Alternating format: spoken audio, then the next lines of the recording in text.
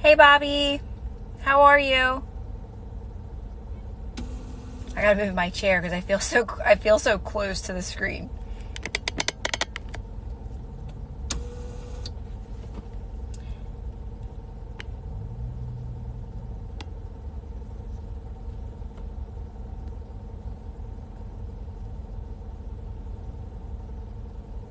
Hi Louise, is it Louise? Am I saying that right? Hi, Steve.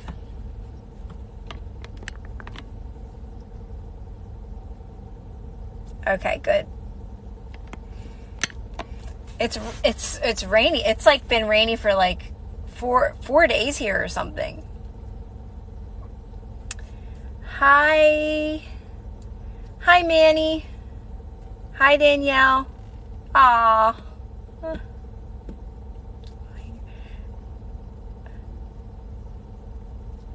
I like being in my car. I just do. Honestly, I couldn't wait to get in my car today to get out and I was getting tired. I was in the house for a while and I wanted to do a live, but I was like, should I do it here in the house? I could do it right here, right now, like on the couch. Or should I get up and I was like, no, I'm getting out. I'm getting out. I'm getting a refresher and doing it in, that's so cool.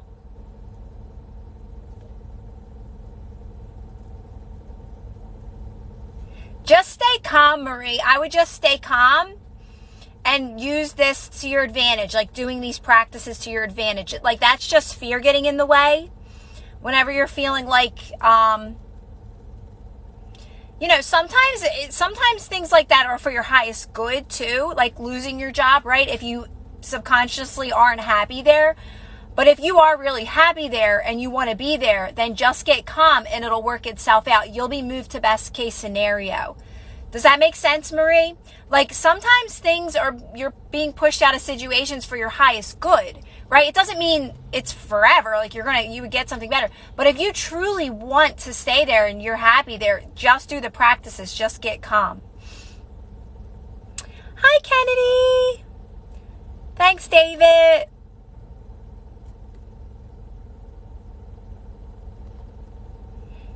Just know this, guys. Like you're so unlimited.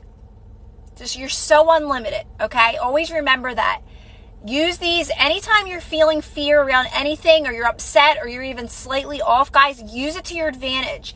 Try not to attach the story to it. I know the stories feel so real. They feel so dominant. Try not to attach the story to it, even for you, Marie. This is just a limiting belief. This is a limitation in your life, right? So you're going to use it to your advantage to really practice relaxing and calmness so you can release this limiting belief. And sometimes you can't see the big picture of these things right away. You're not really supposed to, honestly. What car? I have a station wagon. You know what's so funny? When people ask, like not many people ask you that question, but you know what's so funny about cars? Sometimes I don't even know what car I'm driving. Hi, Cece. But I wanted to try to think of something funny to answer that question. But I make so much here and it's... So Marie, there you go. You're letting it bother you and you're going to keep creating. You're going to keep creating worry and fear around that topic, right? So don't think about it. You have to, and when you do think about it, get calm. So this is what I always say. The more you talk about it, the more you're keeping it active, and the more you're focused on what you don't want. You're focused on the fears around it. That's what you're focused on. That's why don't talk about it. Don't try to change a story, because you're not in alignment with it. You're in the opposite. You're in the worry. You're in the fear, right? That's why you're only getting calm, guys. You're only ever getting calm. You're only relaxing your body. You're only doing those practices. But number one, Marie, is to stay quiet around this topic. Don't speak about it to anyone. Don't speak about it to your friends. Don't even speak about it to me. I mean, obviously you brought it up because you're asking me, and I get that. But from now on, keep it quiet. And anytime this topic pops up in your mind, relax and get calm. Right? It's always just a fear-based belief system that is actually moving you towards best. So you want to release it by remaining calm. Don't worry. Just know you're moving towards best case scenario. You're always moving towards best case scenario when you do these practices. I know it's so easy to just start connecting to the story so much and attaching yourself to the story. But the story doesn't matter. And you start to see that, guys, the more you do these practices. The stories really don't matter. They're just the limiting beliefs behind them. It's just the limiting beliefs behind the stories, right? Exactly. Because you can only have this experience based on your belief systems. That's how you're having this experience. So anytime something doesn't feel good, it's just a limiting belief. That's it. And again, the story doesn't matter. So you're just literally just getting calm and quiet. You can't make a mistake. You keep relaxing. And trust me when I say, you're always moving towards best case scenario, but you can't see the big picture.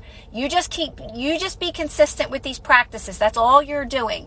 Your only job is to relax as much as you can, rest as much as you can, do things you love as much as you can, make the best of each moment, right? And that's it. Like literally, when I say relax, have fun, because everything else is done, I really mean that.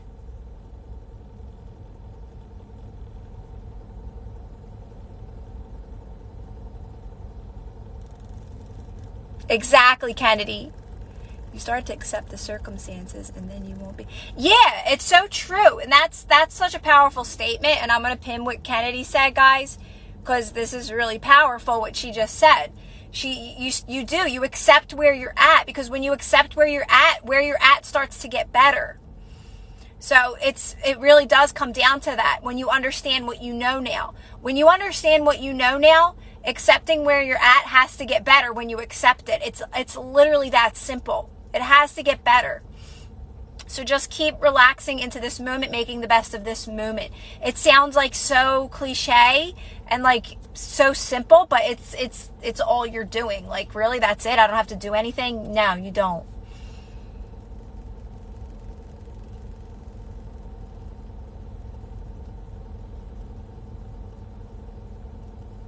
Yes. Physical pain is also a story, but physical pain is limiting beliefs. It's limiting beliefs, right? So it's all your worry, doubts, and fears that turned into physical pain. So now you're experiencing physical pain due to your worries, your doubts, your anxiety, your stresses. That is now coming out of your body through physical pain. You're experiencing physical pain because of that, right? Again, the more it stays in our lives, because we start connecting to it, we start attaching to it. Like, oh, my leg, my back hurts, and we just talk about these stories all the time because it becomes a part of you.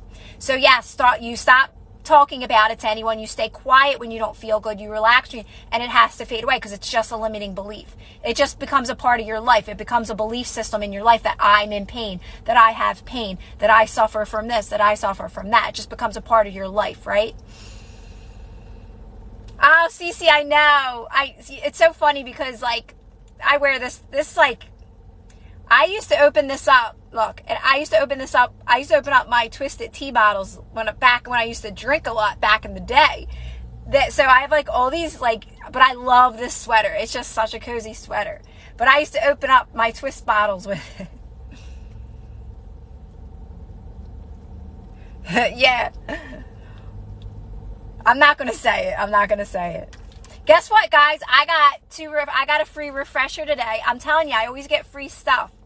You know what? Whenever you guys, like, even if it seems like stuff that, well, I only go to McDonald's and Dunkin', and I always get free stuff. They're the only places I really go to anyway. But whenever you're getting free stuff or you're in that momentum, always stop and say like, okay, what did I do different today? What did I do slightly different today? Like today I was strictly that's why in the private Facebook group I said post funny stuff, because I was like strictly watching all the funny things that I saved in my phone, listening to some Abrahams, like scrolling through. Obviously you've seen that I posted them today on TikTok. And I was listening to like Christmas music and stuff, like really funny, cheesy Christmas music was like kind of making me laugh. And like I go to Dunkin' and I get a free refresher. Like, well, it's not really, it's because sometimes they make them accidentally with green tea, so they give me both, but I'm going to drink both. You know I'm going to drink both. Hi, Tony. Now, Cece, a broken arm or a broken ankle, that comes from you being off balance as well, though. So if you break a bone, it's because you are off balance in some way, shape, or form, right? It's almost like when you get in a car accident and you're not really focused, your mind's all over the place, and then a car bumps you, right? So that stems also from your thoughts and stuff as well. Like if you break an arm or you fall down the steps, it's because you're too much in your mind, you're worrying about stuff, and it leads to that. So that's just how it works. Yeah, Bobby, no, these ones were even cheesier. I can't even explain them. They were like, I can't even explain them. They were so funny. I don't know where I just wanted a different station. It's like, it was like 60s, 70s, 80s, and 90s. And some of the songs were so weird, but they were funny because I found myself laughing at them, but like they were still like so positive, right? I don't know. It was just a weird day for me. Probably because it's been raining for like 5 days straight here in Philly.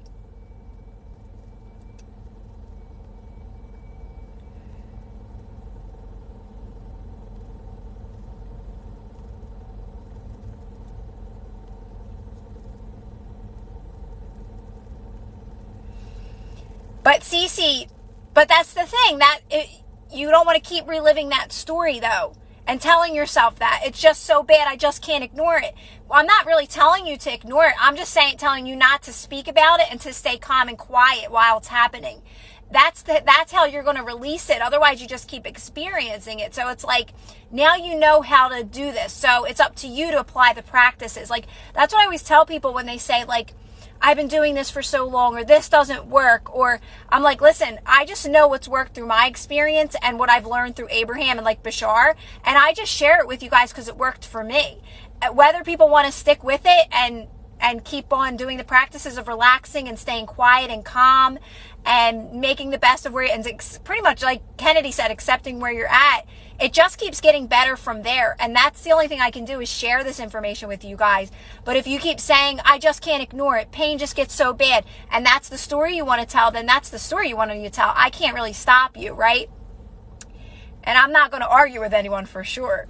I've noticed subtle shifts, right? And it does get better, and I love it, Bobby. Like, I love when people, I know, not saying this, but I know the people that are dedicated to this, and I know, and you guys know, and I can tell because you never really talk about your unfavorable, and I know you got unfavorable because I did too. But the thing about it is this really is not for everybody. You know why? Because a lot of people are still in that doing energy. They can't just relax and dedicate themselves to relaxing and releasing resistance and accepting where you're at. But honestly, it's everything though, because it really moves you towards everything. So it's such a powerful practice, but it's not always easy. And I know that, but it does get better. And that's when the magic starts to happen, right? But you got to get past that hump before all that can start to come in. Like I said, it's really about that internal shift. It's that internal shift of, everything in, like, you have the internal shift and the outside doesn't change like the way your manifestations are in your mind, right? It's changing. It's getting better. If you're doing my practices, it does get better. It does, your life gets easier. It does run a little smoother. But there's some things that are still in your life, but you're not affected by them anymore. That's the internal shift. So, like I said, like, things got better in my current reality. and some dominant stories were still there, but they didn't affect me the same anymore. That's when I had the internal shift, where before they were still affecting me, so they still kept popping up, and I would be like upset by them. That's why these practices, you'll start to see that. You're using everything outside of you to literally just do these practices, honestly. You're just practicing calmness, relaxing, being in that state of appreciation where you're really enjoying certain things, and it really, what's the word? I just wrote it. I'm still writing in the ebook, by the way. Savoring. You're really savoring those moments, like when you're sitting in the sunshine, when you're drinking your cup of tea or your cup of coffee, when you're in the warm shower. A lot of times we don't even savor those moments. Like you're drinking your cup of coffee and you're just worried about the next best thing, right?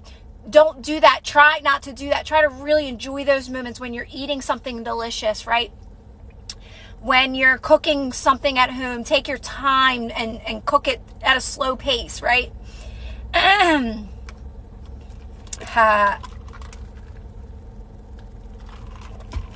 I do. Do I like pancakes? Are you asking me or someone else? I like pancakes.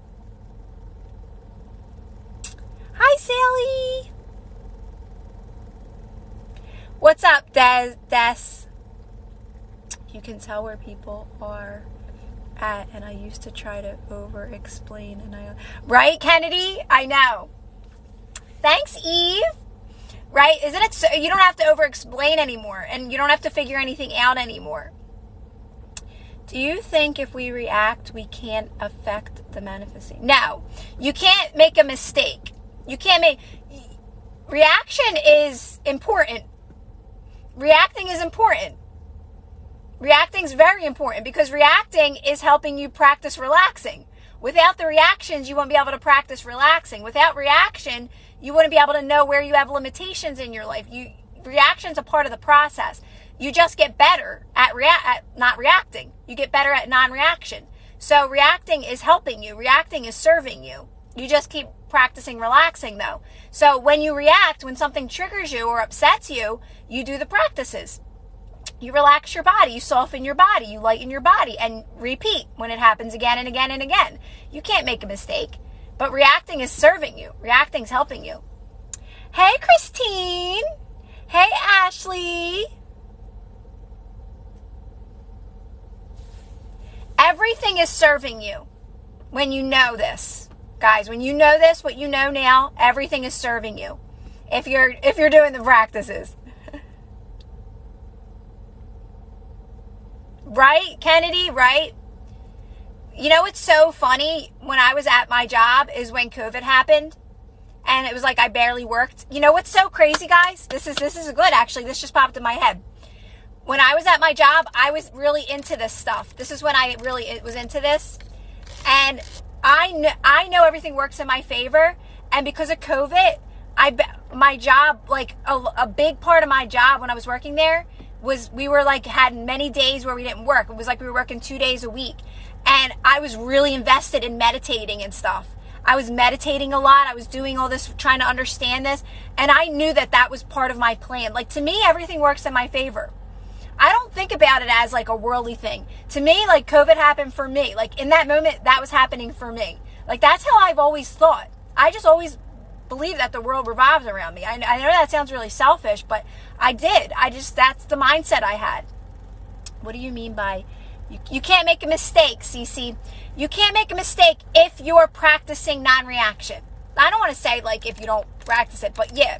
If you're practicing non-reaction, you can't make a mistake. If you're consistent, Cece, with doing these practices and relaxing and, deprogramming your mind, meditating, doing those types of practices, of course you can't make a mistake. You're only going to get better at it. If you're practicing anything, you're only going to get better at it, guys. Right? Think about it, Cece. My ASP asked me to be his girlfriend and repeated my affirmations back to me.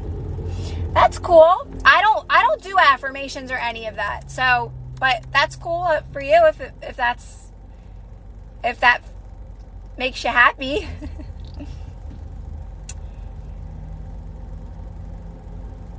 But that is true. There's always but that is a good way to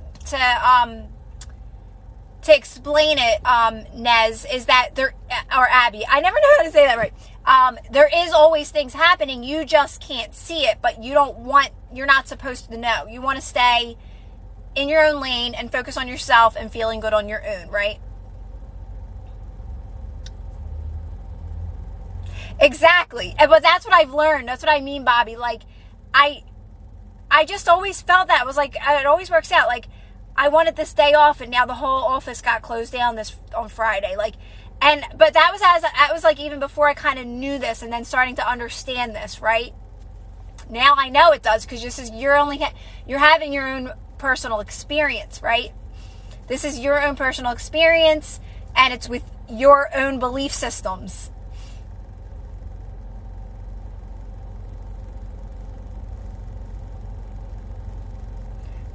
But that's so awesome for you, Abby. What was I going to say? So you what do you mean by the monologue keep running? I don't know what that means.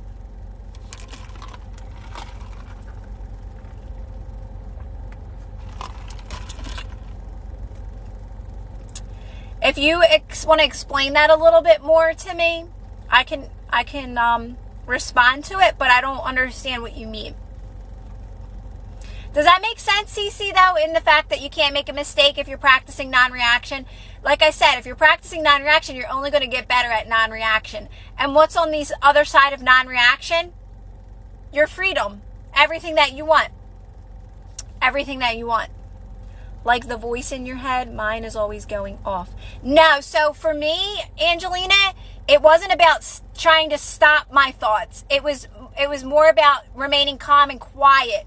So by doing the practices of non-reaction and relaxing and remaining calm, Angelina, you're quieting them down. So you hold all the power in those moments, right? So you're being less reactive to your thoughts. You are the observer of your thoughts. So in time, the more you do the practices, your thoughts just automatically get better. It's an automatic process. It's a natural process, which means your world gets better, right? So you're more so deprogramming. I never tried to change my thoughts, ever. There was way too much resistance for me to try to change my thoughts. So no, I never tried to change my thoughts, but I did quiet my thoughts down, which made me less reactive to them, which made me unbothered by them, which meant they can't continue to manifest into my reality. So automatically, that brings in better thoughts. It's a very natural process, a very gradual process.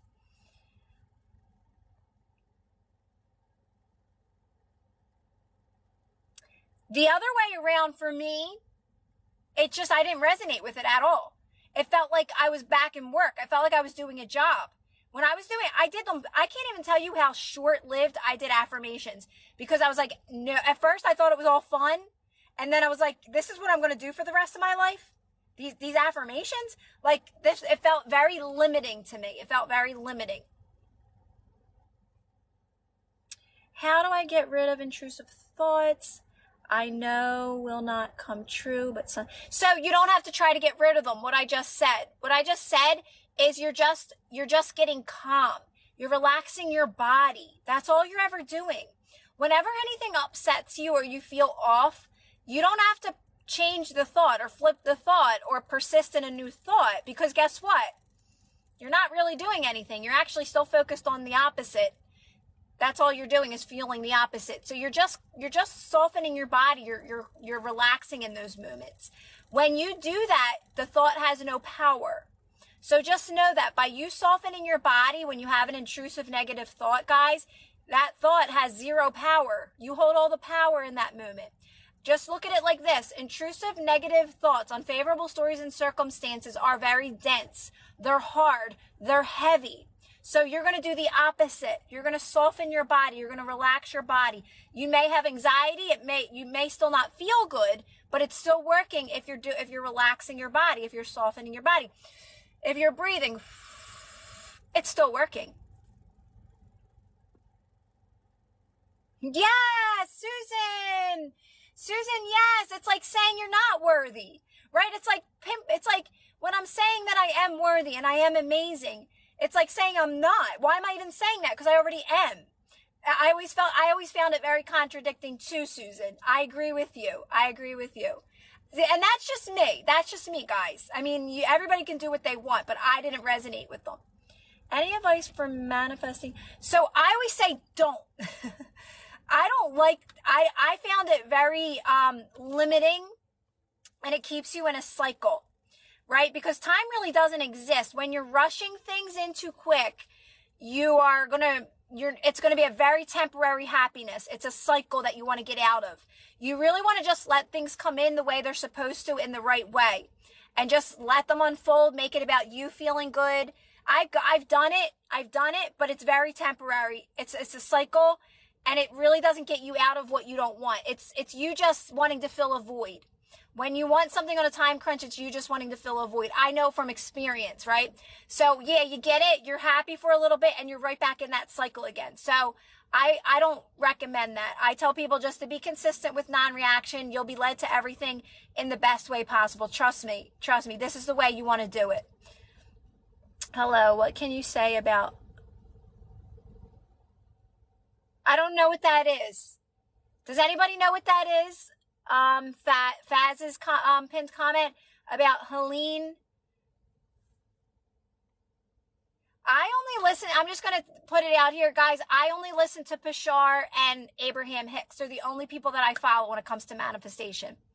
I follow them all, but they're my favorite. To me, they're the most updated, and they're the most accurate when it comes to manifesting and moving towards your best life and releasing all your limiting beliefs. That, to me, it's the best way to go about it. Hi, Brenda.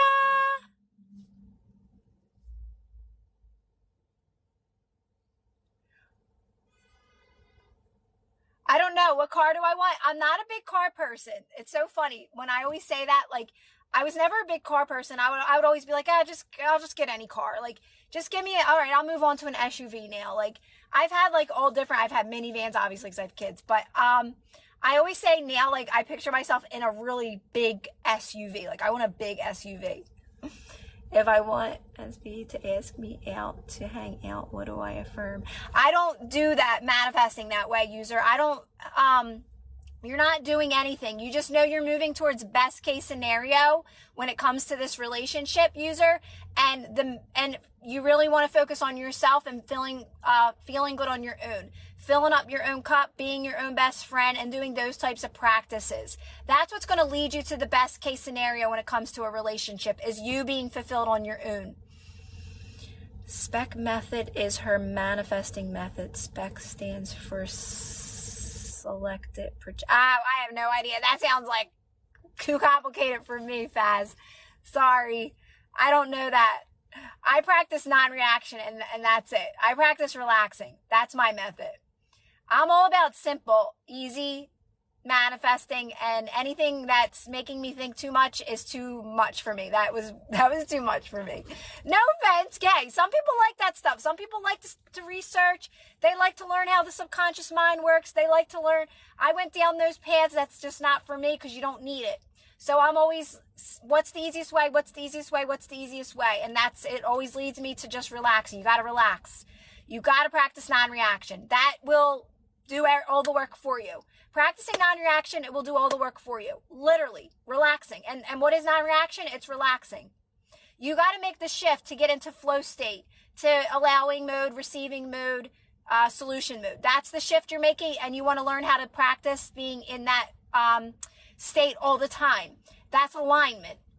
Non-reaction will get you there. Practicing non-reaction will get you there. And that's it. That's it for me. That's how I like to explain this. So most of my practices and the books that I write, the ebooks and stuff, and even the audios, it's all relaxing practices. It's all telling you this is all you got to do. And it's literally all you ever got to do. I'm not kidding. It's the lady in the parking lot. Yeah, Tony, that's me. I'm the lady in the parking lot. Yeah, Glenn, it's like you gotta, like you're saying, maintain your composure. There's many ways to say it, right? You gotta be able to balance out your energy. You gotta be able to, be in control of your emotions, right? You want to be stable. You want to be secure. And And it's all non-reaction. It's all practicing calmness. But yes, that's so true. Exactly, Marta. That's what it comes down to. Until you start doing these practices for yourself, you're going to keep researching and you're going to keep thinking you got to do more. But you only got to practice non-reaction. You only got to practice calmness. Like I said, you hold all the power when you're calm. It's just a practice because, again, we're so reactive. We're so reactive, right? So we got to practice it a little bit. I can't tell if I'm hot or cold, hot or cold, hot or cold. The weather's been so funny. It's saying it's 62 degrees.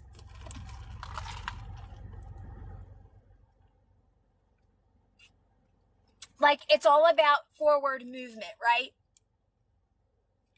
Exactly, Glenn. And that's another thing I always say to myself, like, it's all about forward movement. So if I'm like, sometimes I'll stop and I say, what was I just thinking about? Even if it's something good, I create a habit in my life to not ever try to go back and think what I was just thinking, even if it was good. Even if it was good, because I just want to keep moving forward. I don't want to get into the habit of being like, oh, what was I just thinking about? Or do I got to remember what I have to do or what I did, right? I just want to keep always moving, practicing forward movement. So it really is about creating better habits, right? Habits that work for you. Like habits that work for me, it's not being on a schedule. I'm not trying to create a very strict routine in my life. I've been there. I've done that. I don't want to do that. That controlled my life. So like you're going to find habits that work for you. Like I said, for me, it's all about forward movement. So if there's one thing that popped in my head and I was like, oh, what was I just thinking about? That was good. I don't even want to go there because that puts me in a habit of trying to go back. I want to always move forward. Do you think it's okay to cry? Yes. Yes. Yes. Yes. Yes. Crying is actually a part of it. Crying is better than being angry and mad and screaming at people. So when you're sitting there and you're crying and you're relaxing your body still, but you're still emotional, you're releasing resistance. You are actually making progress. That is forward movement as well. So the biggest thing about crying is to release it, feel better, smile, and be like, okay, I'm good now. And then keep moving forward. That's the practice, right? But yes, crying, just know that it gets less. You cry less. You'll have moments, yes, but it won't be a forever thing. It will get easier. Yeah. So always trust yourself, guys. I love that you said that. And I want to pin that, Layla, because this is really important. What Layla said right here is so important. She says it felt therapeutic. So just there, it felt good to you. So that says to yourself, this is good. This is right. So that's why, guys, don't be so quick to take on other people's belief systems because people can be very convincing. I could have said, Layla, crying is not good. That is not good. And because she's trusting me, but she's going to believe me and she's going to think every time she cries there's something wrong. But she knew that felt good. But we're so quick to pick up other people's belief systems. So always listen to your body and yourself. This feels good to cry. When I was in my car at times, guys, and I was calmly getting mad, that felt good to me. Nobody could tell me that wasn't helping me because I would get myself to a neutral state and I'd say, I am so sick of my life being like this. I would vent to myself in a neutral state.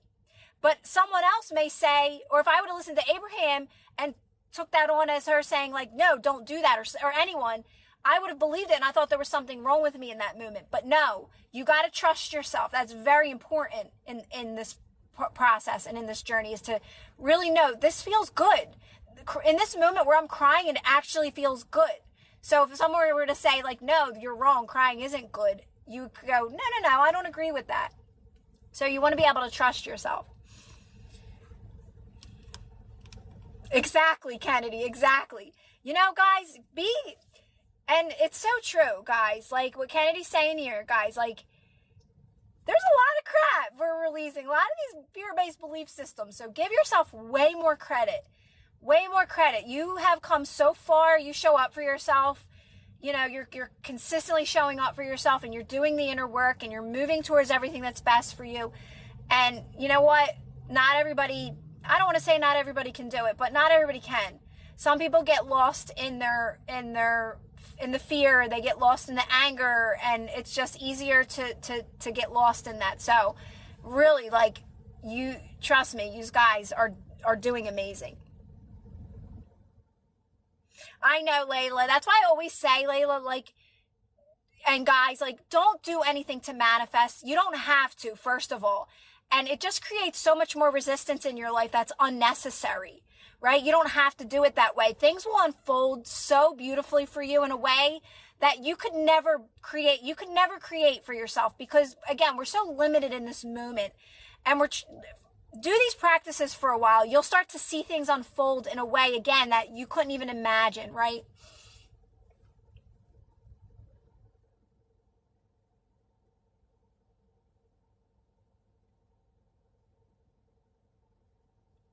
No, but the thing, Sam,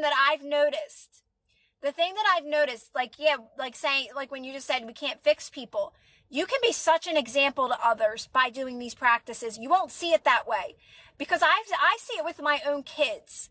Like, my kids don't have pity parties for themselves. Like, and maybe back then they may have more so because I was just being so empathetic to them and sympathetic to them because I thought that's what moms do.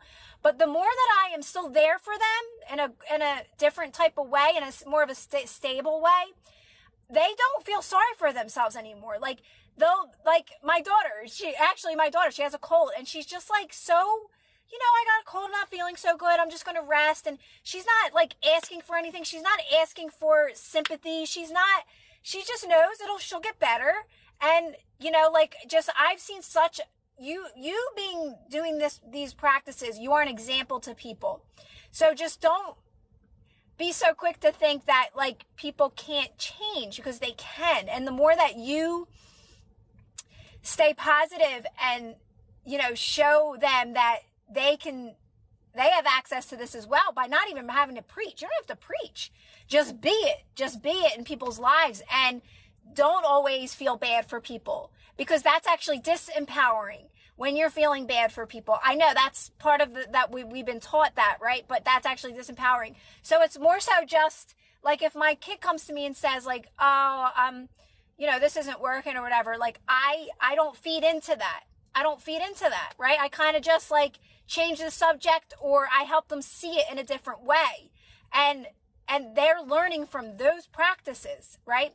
So that's what starts to happen in everyone in your life, right? They start to say like, oh, you know what? Maybe she's right. Hi, BB. Exactly, Kennedy. But you can't make it your job to obviously force this on people because you can help people in a very light way, right? Just by being that presence and by just being light and changing the subjects and helping people see things differently, subtly. You can do it subtly without forcing this information, because if you force this on anyone, they're going to reject it. You can't force anything on anyone. They're going to reject it. So it's like a subtleness to it. It's funny. I've always been this way to a degree. I've always been like someone to change this. I didn't know what I was doing because I never liked confrontation. I never held grudges. That's why I never had a lot of friends, because I don't even want to have to imagine ever arguing with people or somebody being mad at me, or God forbid I don't talk to them I always kept my bubble small. So I always was able to do this in like work environments and stuff, like change the subject or get someone to see something a little bit differently.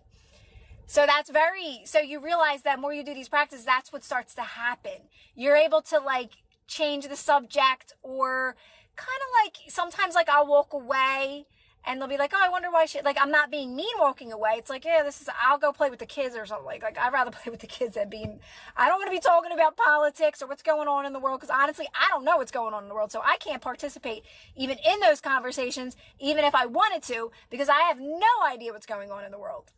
I only know what's going on in Kira's world. Yay, Catalyst! I love it.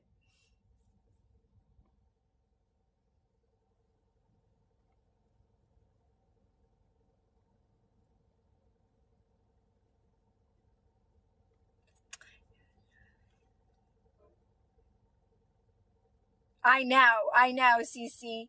It's like, that's like so normal though, right? People don't even, that's another thing. A lot of people that I always say have compassion because people don't even know this information. So gossip and drama is normal. It's normal. And that's what feels normal to people. It doesn't feel bad. People, it becomes like a normal part of people's lives, right? And it's like, that's why I say I have compassion because I know they don't know this yet. They like, people know it, but they don't, right? Because it's just a habit. It's just a habit.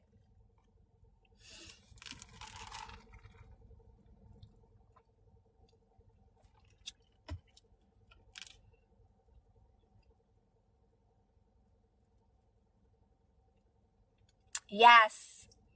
Yeah, right? Coffee, right? It's so true because you're doing a service when you're doing that. When you're focusing on yourself and you're creating a better life for yourself and the people around you as well, right? And you're creating that better world and you're showing other people that they can do the same because we all create our own realities. You get to choose what's in your reality. Plain and simple. You know, like you get to choose. And for me, it's simple. Like I've never been one to really like any of the news or the politics and stuff like that. But I know like it's even easier than having to choose. It's like I just choose what I just know what I don't want. And that's enough. And by not reacting to those things, the good stuff starts to pour in. Because I think that even causes resistance for people. Well, I don't know what I want. I don't know what I want to be. I don't know what I want in my reality. How do I choose? People have resistance around that. Don't worry. When you're releasing those limiting beliefs, all the good stuff starts to pour in. And your awareness to all the good things in life your world opens up to all these possibilities for yourself. No way, Cece. Did you really? Yeah, I never liked it. Yes, Aaron, so true. So true. I love that. Actually, I loved what he said there. Because I love how you said a well-structured plan. Because it's true. When I moved away from that lifestyle, it was like oh, that's amazing, Cece. I love that. I love that you felt the difference, you know?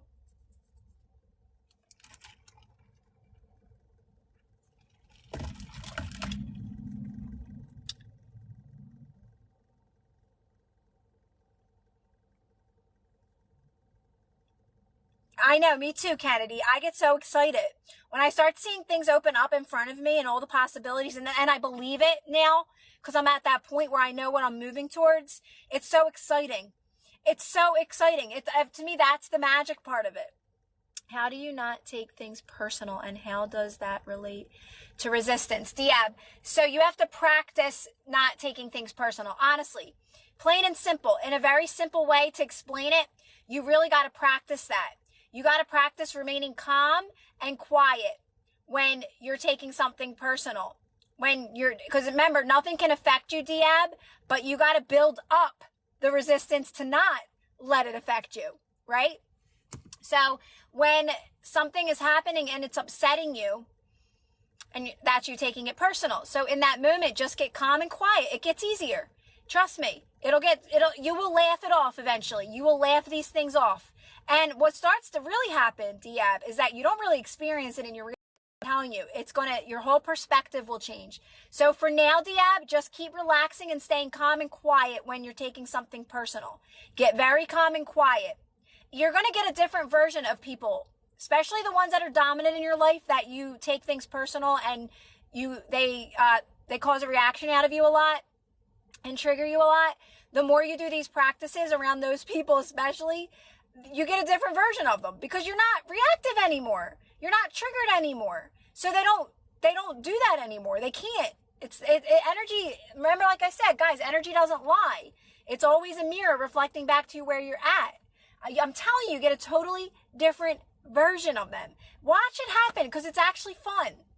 I'm watching these people. There's this really cool little store next to me. It's like a outside shop with pumpkins. I want to paint pumpkins. I want to paint regular pumpkins, not ones that you buy, the plastic, and paint them white. But this one place next to me, they have these big beanstalk things and all the pumpkins, and I want to do that out front of my house soon. I know, so off topic, but I'm watching them with the big beanstalk things. Oh, thanks, Joe. How do you personally shift your thinking to more positive on a bad day?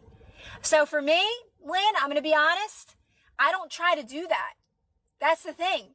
I don't try to do that, Lynn. I get calm and quiet when I don't feel good, when I'm having a bad day. I go within on those days. Even at work, when I used to work, Lynn, you didn't hear a sound out of me. I never took it out on anybody. I knew not to, but nobody knew what was going on because I would still put a little smile on my face. I was still pleasant, but I went within.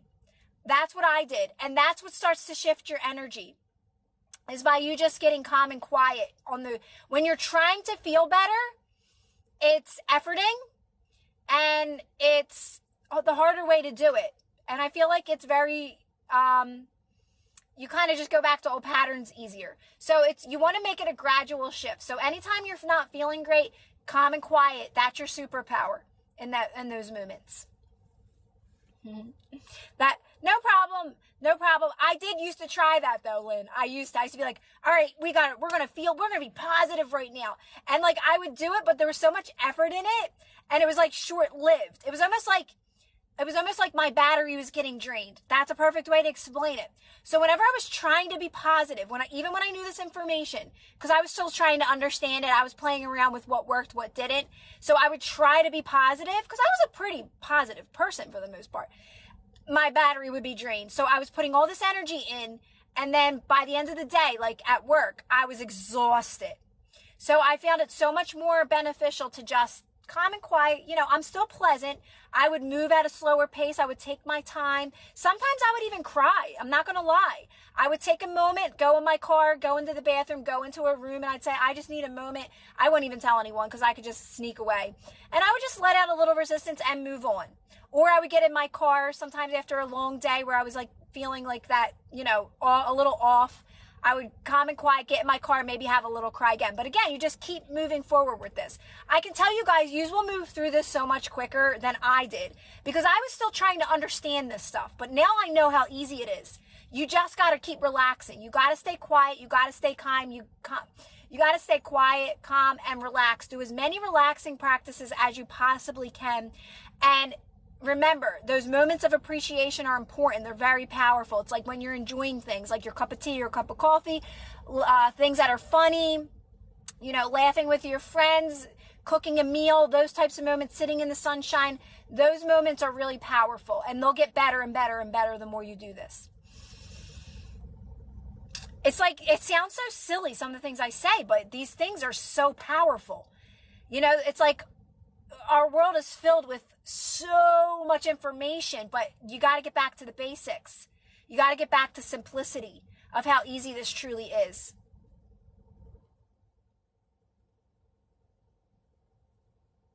Right? Oh no, Lynn. So you probably can totally relate to me then.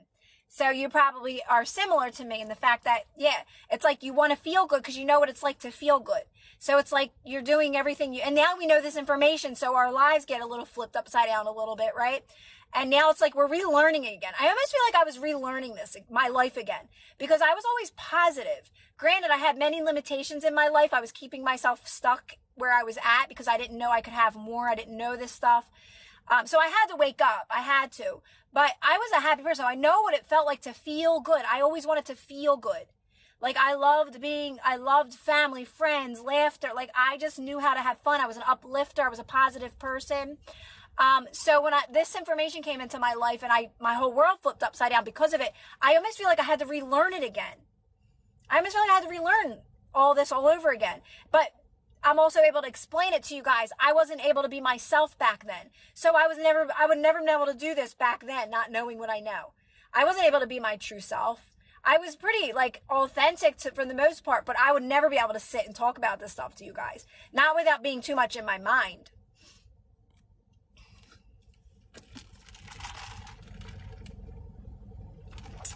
Oh, hey, Huns.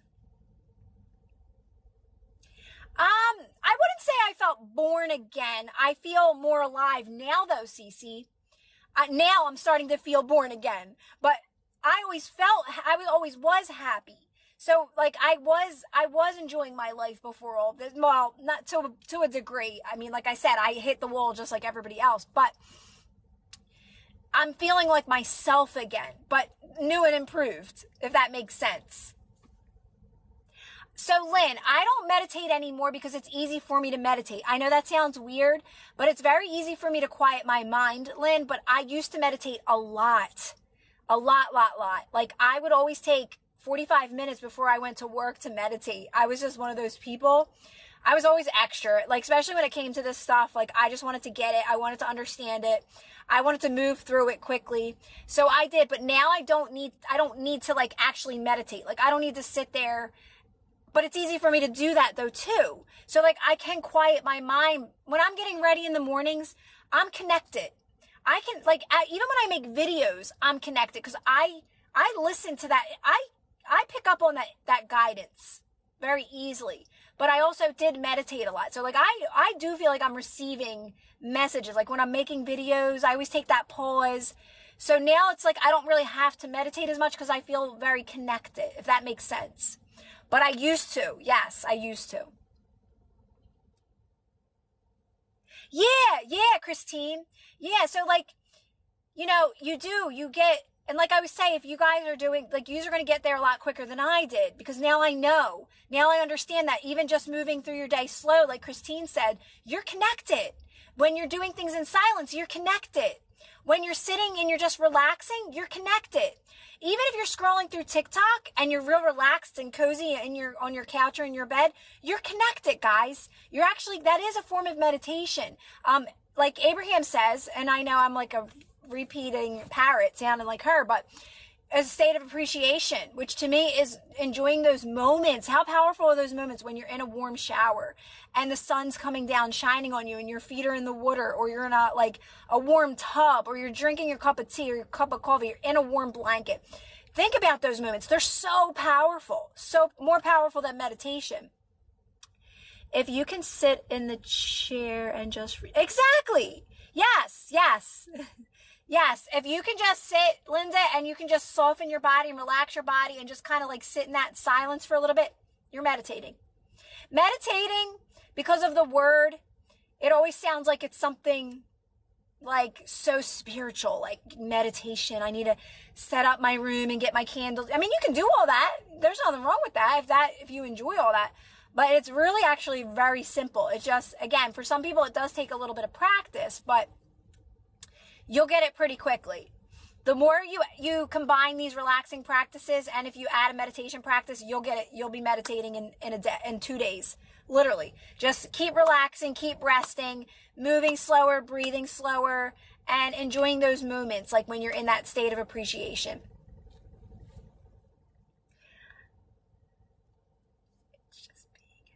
Yeah. So that's why Sam, like, I always love the idea of you're getting back and you're getting into your body and you're softening your body, right? And you're focusing on your body, right?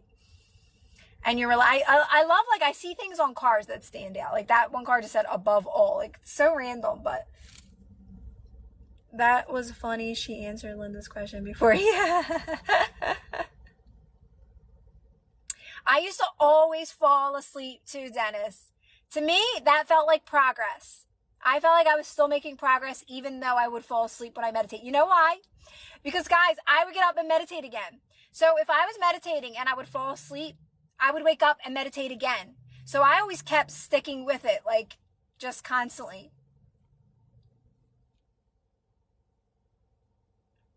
I love that, Lynn. That's what it's all about.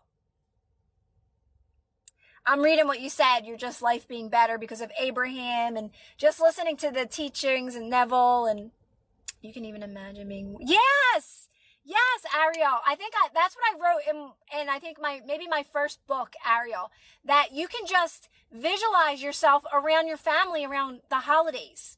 Or yes, exactly. Ariel, I love that. I'm going to post that because I actually wrote that in in one of my ebooks, is just imagining yourself. Because remember, you're only creating a feel-good atmosphere to bring everything in. So you don't got to think about your manifestations to bring them in. You just got to create a feel-good atmosphere within you. So if you're just thinking about being around your family and enjoying a home-cooked meal and everyone's laughing together, or the holidays, that is enough. You only got to think about it. You only got to feel it, right? I love it.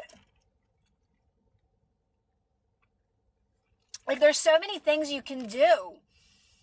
As I said, it's all about doing less and more so just getting into those moments where you're relaxing and you're appreciating, right?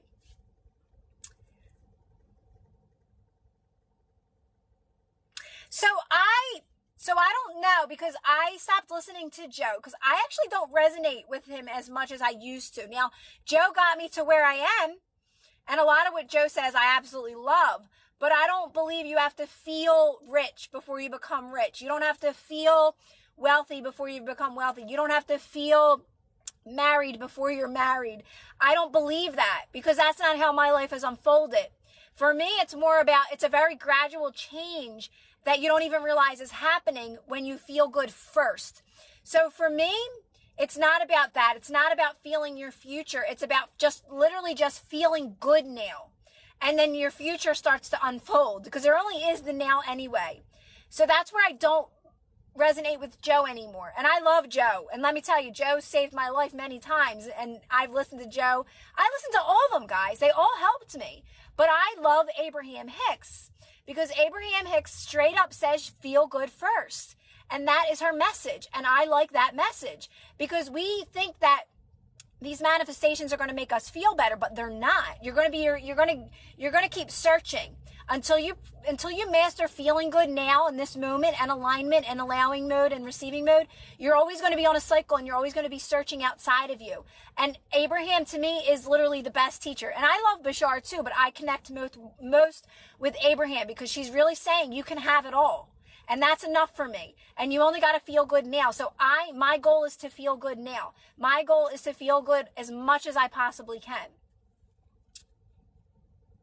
Yeah, yes, Ariel. Yeah, so it's so funny, Ariel. So I used to listen to Joe all the time, but I slowly stepped away from him. I just didn't resonate with him anymore, right? It was more about, and my life experience was showing me how easy this was as well. How you only got to relax. You don't have to do any of those meditation things where you're pretending you are that and you're visualizing it and you're getting up the feel. You don't have to do any of that. Now, I learned a lot from Joe when it came to breath work and all that stuff. So, like I said, I always take what I want from people and I make it my own. But there's really nothing from Abraham that I haven't resonated with. I just literally think she's the best. I just love Abraham. Thanks, Cece. So the goal is to move towards, yes. You're practicing feeling good, Diab. And at first, I think first it starts with just getting good with relaxing and all that. But literally you're manifesting happiness. And then everything else will start to follow. And those things will follow before you're happy all the time, but they're going to start to come in and your life's going to start to get easier and better. But I'm telling you, the end goal, if there is an end goal, guys, it's to feel good. I love that one, Abraham, and I want to find it now because I always get teary-eyed when I think about it. And she says the goal is to feel better. And she's right. The goal is to feel better. Everything else will follow. Everything in the best way possible, guys. That's your ultimate detachment. If you want to know what detachment it is, it's feeling good first. It's feeling good now. It's practicing feeling good. Then you're going to know what it feels like to not be attached to anything anymore. But yet everything starts to come in. Oh, I love that, Cece. I love that. Yeah, and that's the thing. I never resonated with techniques. I just didn't. I just never did. And I said, I tried everything and I've manifested through techniques, but I felt like, I was also very aware that it was very temporary. I wasn't really happy with these things. I know, Cece, guess what? I wrote in another page today. So I'm editing it now, but I'm also adding to it. I'm like, this is the most I've ever written. in an ebook. I usually do like 30 pages or 32, and now I'm up to like 37 or something. So I keep adding to it, but it's all good stuff. It's everything I talk about. You got to understand this, guys, is that I learn as I go too. I get better at this as I go too. So like I'm learning something new every day. I'm learning something new every single day. Like we all have our own journey and we all have our own desires and we all have our own limitations, right? So you're going to learn as you go as well. But if you just keep practicing relaxing, and getting yourself into a state of appreciation, you're going to have your own path as well. And you're going to be starting to become open and aware to these things that resonate with you. And you'll be like, "Oh, I can have that." And you really know you can have it all. You really know you can have it all. So trust me, this is going to be way quicker for you guys than it is. I would say, like, I feel like, yeah, you know, I had a few trial and errors along the way, but you start to get it because we all have our own path.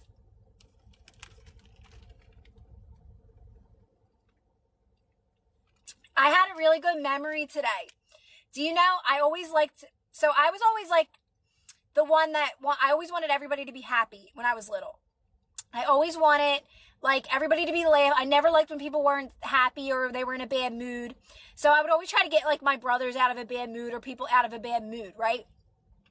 Do you know that I used to always me and my brother, my older brother, I used to always say, "Make me laugh." We used to play a game where he would have to make me laugh. And that was a game as a kid. And it makes sense to me today because that's what I like. I like light. I like fun. I like happy. I like positive. I've been like that since as young as I can remember. And I used to always say, "Can we play Make Me Laugh?" So he would just try to make me laugh, like do all kinds of stuff. So it just made me think about why I am the way I am.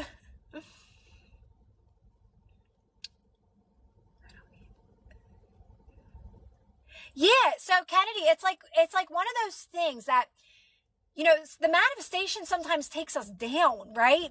But the thing about it is, once you understand that, like, I love what Abraham says, and she's so right. Sometimes we get too specific around a manifestation, it causes resistance, right? And what I've learned is, like, you just want the feeling of that manifestation, right? So, like, say it's a relationship. You just want someone to say, you're amazing. I love you. You're great. You're this and that. Start saying that, but don't be too specific about how it's going to come in. Just start telling yourself that, right? So don't be too specific because once you get, it can come in any way, shape, or form any day, right? But like sometimes we get too specific where people are manifesting specific people and there's resistance because there's an old story. Not saying you can't have all that, but still get down to the reason why you want it. And I love when Abraham talks about that. Why do you want that money? Because you want to be free. You want to be able to do what you want when you want to do it. You don't want to have to ask permission. You don't have to check your bank account. You don't want to have to worry about if you're going to run out of money. You want money because you want to be free. You want to be able to do what you want when you want to do it, right? So you start feeling that feeling now of just like going to the store and doing it. Like I always said, that's where you're making the best of what you got. When you only have $10, you make the best of that $10. And that's where more starts to come in and it starts to unfold, right? So she always says, think about the reason why you want these things. When you start to get too specific, you create resistance, unnecessary resistance. Hi, Sunny.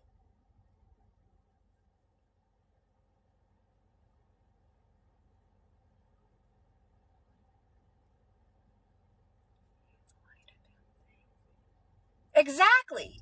Yes, when you want something lightly, it'll come in. It'll come in the best way possible. But that's basically what my practices help you guys do too. That's going to be your natural state is to be light. That's what makes you a master manifester is when you're wanting something, you're just moving through life very light, very carefree. Things start to get better. You're lining up with everything in the best way possible. You're not reactive towards anything. You're just moving through life very light, very carefree. And that's what makes you a master manifester. It's like, oh, I would like to experience that. You get excited and then you kind of let it go and it just starts to unfold. And you're not worried about when or how, and it'll come in the best way possible for you. That's why I don't effort. If I'm ever doing anything and it feels hard or it feels efforting, I know it's time. It's time to take a little break, and this is definitely too hard right now. This is not meant for me. There's always an easier way. Nothing in life should feel like that. Nothing in life should feel hard. Nothing in life should feel confusing. Nothing in life should feel, that's all of our programming kicking in. That's all of your belief system, fear-based belief systems kicking in. So just whenever anything feels like a struggle, guys, whenever you feel like you're efforting too much, whenever you're like and trust me, I do it to this day sometimes. Like, I'll do it with dinner. It'll be something so silly. I'll be like, oh God, what am I gonna, and then like literally when I let it go and I'm like, why am I even doing that? I don't have to worry. My kids will say, hey, we're not home. Don't worry about us for dinner. And it'll just be me and my daughter. And we'll just make something at home. Like, it always works in your way. You're always moved towards best case scenario when you're not stressing about things.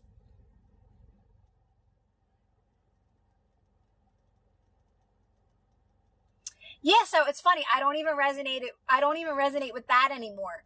Quantum jumping, quantum leaping. I'm not interested. In it. I just want to feel good now because everything unfolds very naturally. So yeah, that some people are interested in that and that's fine, but I'm not. I just want to keep moving towards best case scenario in each moment. I know everything's coming into my life in perfect timing. I just want to be happy. I just want to feel good. So I'm not really interested in quantum leaping or quantum. I think we do that anyway. I think you move towards those things in your best timeline just by making it about feeling good and practicing non-reaction. So I think you are quantum leaping, but you don't realize it because you're moving at a more of a gradual pace.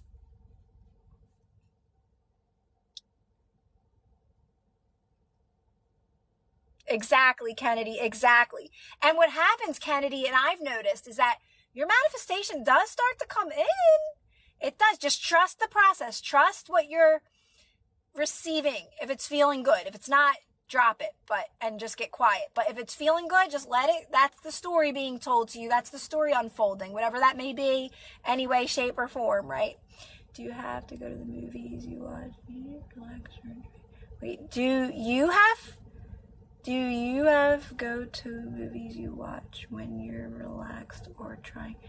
What do you mean? What do you mean? Can you explain that, CT? About the movies that you said? Something about going to the movies? So, Alice, how do I feel good at a low-paying job?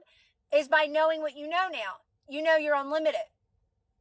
Now you know you're moving towards more. You know you're moving towards better. You know you're moving towards best. That's number one. You got to know that now. You got to be opened up to that I'm unlimited, that I can be doing have anything I want. And know you're moving towards it now and do these practices that I talk about. Literally, you got to practice non-reaction. You got to practice relaxing. You can't speak about your job that way though. Oh, I don't make enough money. Oh, this job is horrible. So that's why I say relax, quiet, calm, keep it to yourself. Know you're moving towards best, right? Just know you're moving towards best in this moment. I just love the idea. You're calm, you're quiet. Keep it to yourself. You know you're moving towards best. Keep doing these practices. Trust me, you'll be moving towards it.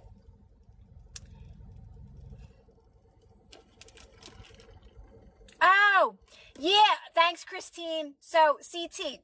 Yeah, I don't watch movies anymore. I used to. I just don't. They're too long now. I'm like, I have a short attention span now. I don't know what happened to me, but I like funny TikToks. So, my comfort is funny TikToks, is scrolling through TikTok of all the people that I like. I follow people. Like, I just love, I just like the funny couple stuff and the family ones. Like, I'll watch their TikToks. Like, I like that. So yeah, that's my comfort. When I'm sitting down and I'm relaxing, I'm literally scrolling through TikTok. I like funny stuff. I like light stuff. Anything that's light, anything that's funny, stuff like that. But I don't, and music. I do. I like music too. What Sunny said, music. I love music. I love Christmas music. I was just saying when I popped on here, guys, today, I've been listening to this old Christmas music. Like, it's so funny. Some of the songs are so hilarious. I want to, like you share things with people, they're not going to think it's as funny as you. But I was sitting there listening to it as I was getting ready, and I'm like, this is hilarious. Like, but I still wanted to listen to it. Like, I can't even explain it. Yeah, like Sunny, like that kind of stuff, like back in the day, you know? But it still had my attention. I don't know. I wish I could remember some of the songs.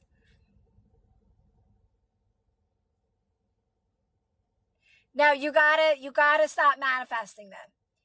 Marley, you don't want to be manifesting them. Look, you're manifesting someone, so you're creating a more unfavorable. That's why you're saying, I think they like my best friend. That's all your limiting beliefs, Marley.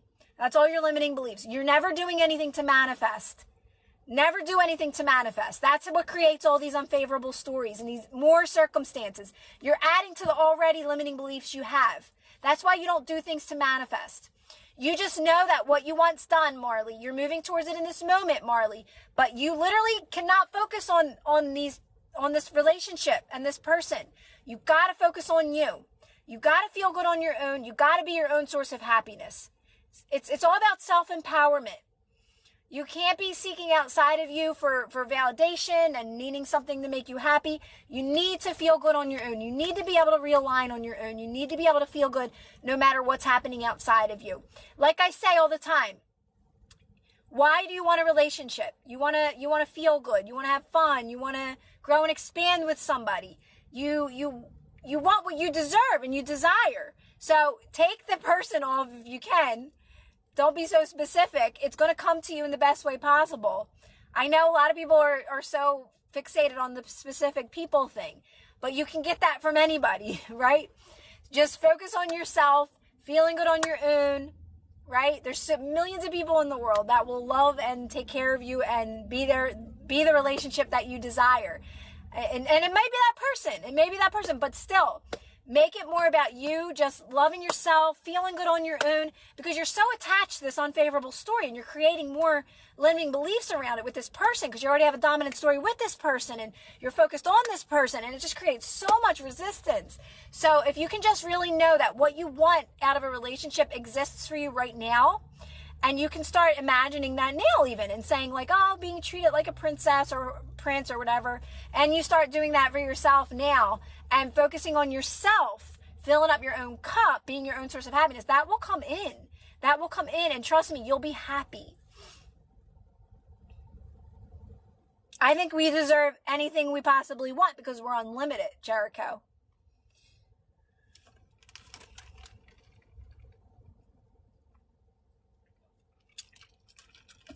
Yeah, Jericho, it's okay. If you don't resonate with this stuff, guys, it's okay, Jericho. You don't have to resonate. You don't have to get it. You don't have to understand it because we're not going to try to make you understand it.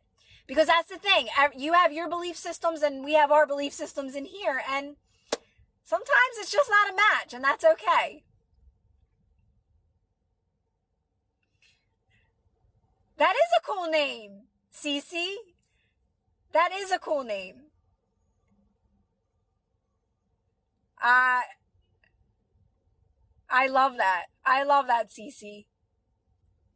Cece just pulled a power move, if you guys know. If any of you guys know, Cece just pulled a power move. Go, Cece. You can just live your... Yeah. So I don't say, Bo, to reprogram. I didn't do any reprogramming. The only thing I deprogrammed. So I did deprogramming where you're just relaxing. You're doing more things like meditating. You're relaxing. You're staying quiet and calm when something shows up that doesn't feel good. When something feels off, you're doing relaxing practices, relaxing your body, softening your body. That's what's releasing limiting beliefs. All the programming is by relaxing and getting back into your body. So I didn't do any reprogramming. I feel like that is way harder. Where do you even start, right? This is quicker and easier. So you're basically deprogramming your mind. You're deprogramming.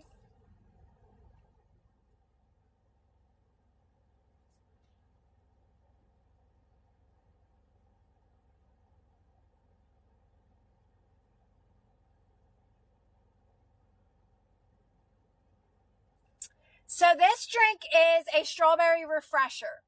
It's from Dunkin' Donuts, and I get it with extra strawberry and a little bit of water.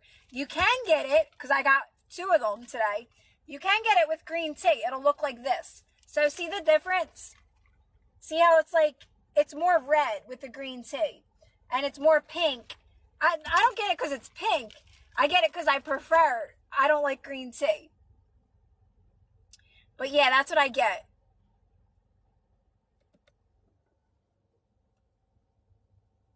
I don't ask why I'm feeling good. Yeah. So now I make it about, it's easier for me to feel good now, right? It's easy for me to start my day by listening to Christmas music and getting up and, relaxing, drinking my tea. It's easy for me to be in that energy now because I've shifted, right? But before, I wasn't trying to feel good. I wasn't trying to be positive.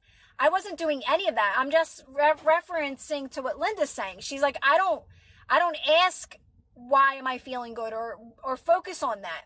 I was more so focused on making the best of where I'm at now, what's best to do now. And honestly, it was a lot of relaxing.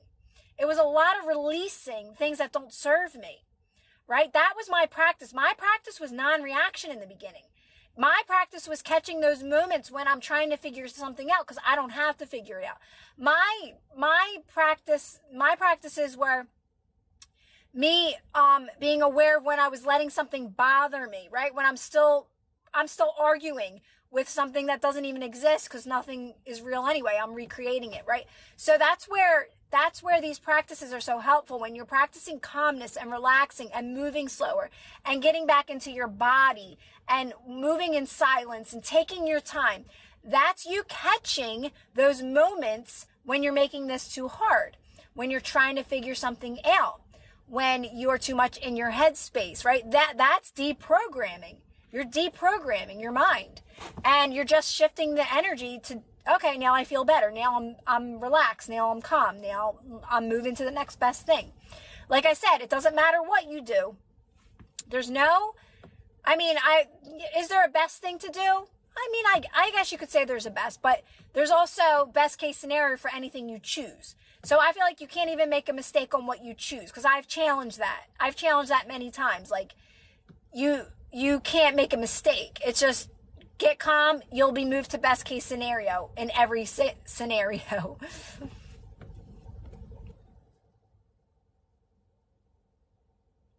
Yeah. So Cece, correct. Cause I did. Bye, Aaron.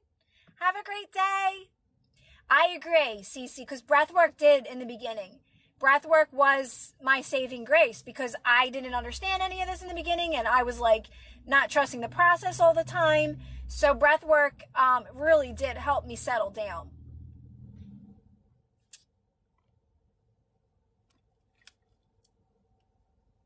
And that's okay, Jenna, right? Because you know now, like, okay, you know how to, this is again why I want to remind you guys how important, I don't want to say important because it gets easier the more you do it.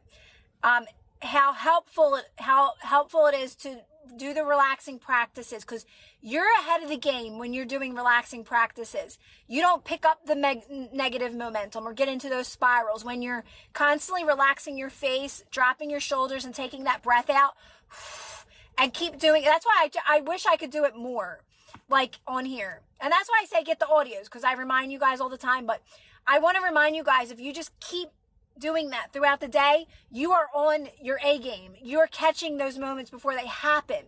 You're in your body and you're relaxing your body so you don't pick up those negatives. You don't get in those negative spirals as much. And this is, again, making that shift for you a lot quicker, right? So keep doing the simple practice of relaxing your face, making sure you're not clenched, your teeth are not clenched, dropping your shoulders and taking that breath out, right? And just keep doing that over and over again.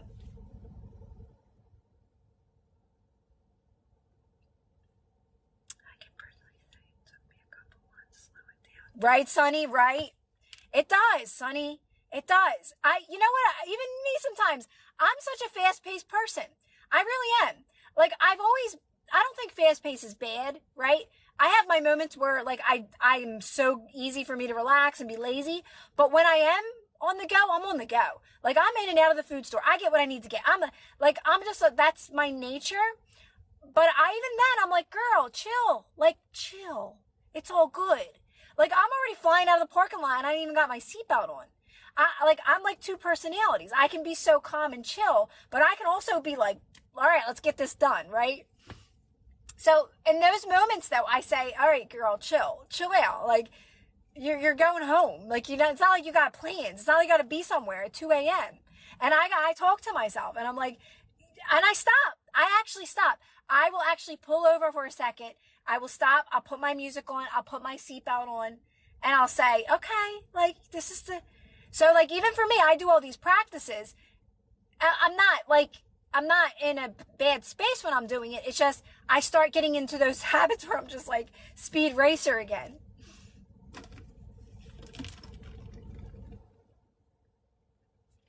Right, Cece? Yes. Yes. Like, definitely, Sonny. I was the queen of the stomach pump. That was my favorite. When I started doing that and realizing how powerful that was for me in those times of where I was like too much in my head and I couldn't get into my body quick enough. And I was already in that momentum where it picked up momentum. You know, that's normal, guys, because you're still challenging these beliefs. At first, we still challenge these belief systems, right? And we're like, nah, this can't be that easy. Yeah, you're still not trusting the process. So just be patient with yourself. Keep relaxing. Keep getting back into your body. You'll start to prove it to yourself how easy this is. But yeah, at first we do go back and forth because we're like, nah, ain't this easy. There's no way you just gotta chill. There's no way you just gotta relax and everything will just fall into your lap and you're just literally hanging out and all these manifestations are just coming to you. But it literally is that easy.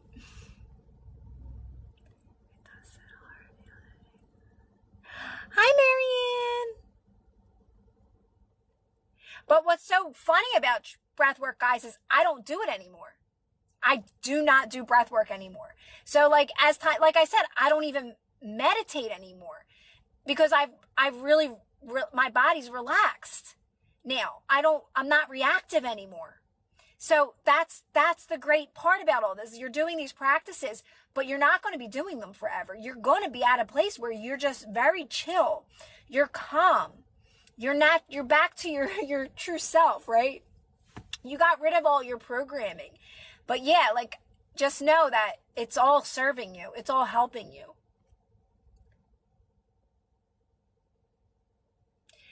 So Linda, you can meditate forever. It might be something you just absolutely love. Like I can get into a meditation quick. So I'm not going to say that I don't meditate, but it's easy for me to meditate, right? So let's just say this morning, I think I did meditate for a little bit. Some mornings I wake up and I'm like, I kind of just want to quiet my mind and just listen to the nothing sound or just a sound. And I will, but like, I don't do it all the time, but it's easy for me to get into that state as well, right? That quiet state. Yeah, you can manifest you can manifest anything. So I'm just going to say now how I respond to people when people say, how do I get my hair to be thicker? Or how do I get my, hair to be longer? How do I get I say for those things, start saying it now. They're easy manifestations. Oh my God, my hair's so thick. My hair got so thick. Look how long my hair got. You can convince yourself of them ones. They're little light ones to me. If you have resistance around it, then maybe just don't say it if you have too much resistance. But to me, those ones felt easy. The stomach pump, Kelly, in my playlist, I have meditation breath work if you want to check it out. But what I used to do is I would take a deep breath in, hold the breath, right? So, and stomach in and out like that. No, don't worry about perfection or how it has to be. You're literally just going in and out with your stomach. And you go in and out with your stomach until you can't hold your breath anymore. And when you can't hold your breath anymore, obviously stop doing the stomach pump and let the breath out really slow. I always say slow, like Try it out. I mean, it's really cool. It'll give you energy too. I used to do it when I was tired at work because I was starting to get tired at work. I wasn't aligning with my work anymore. So I was starting to get very tired there. And I would do breath work. And breath work would wake me up again. I was like falling asleep standing up.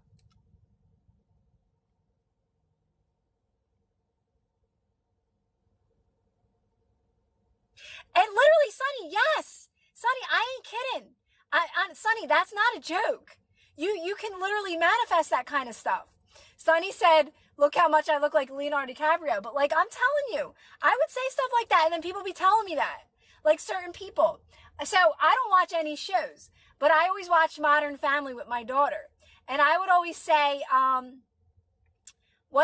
Sophia. I would always be like, oh my God, to my daughter. I'm like, I kind of look like her. I'm like her. And I would like almost sometimes be like, oh my God, I think I do look like her because I always say that. So like, no, literally, I'm not kidding.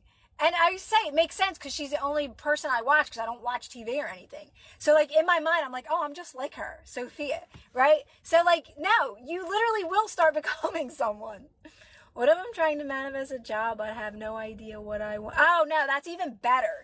When you don't know, I know, like, I like it better when people don't know what they want to do. That was always me because you're so open-minded. And so just know it's going to come in the best way possible I can't speak today. The best way possible for you. Just keep doing the practices and you'll start becoming aware of all the possibilities that are out there for you. So I actually like when people tell me they're not clear and they don't know what they want because you're really leaving it open for ways things can come into your life and possibilities, right?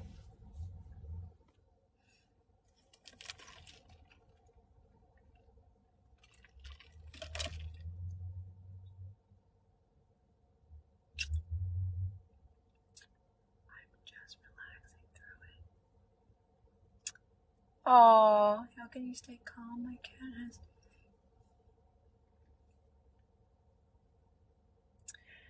Oh, Linda, just keep relaxing and keep resting. You say, and she's not with you, your cat? Yeah.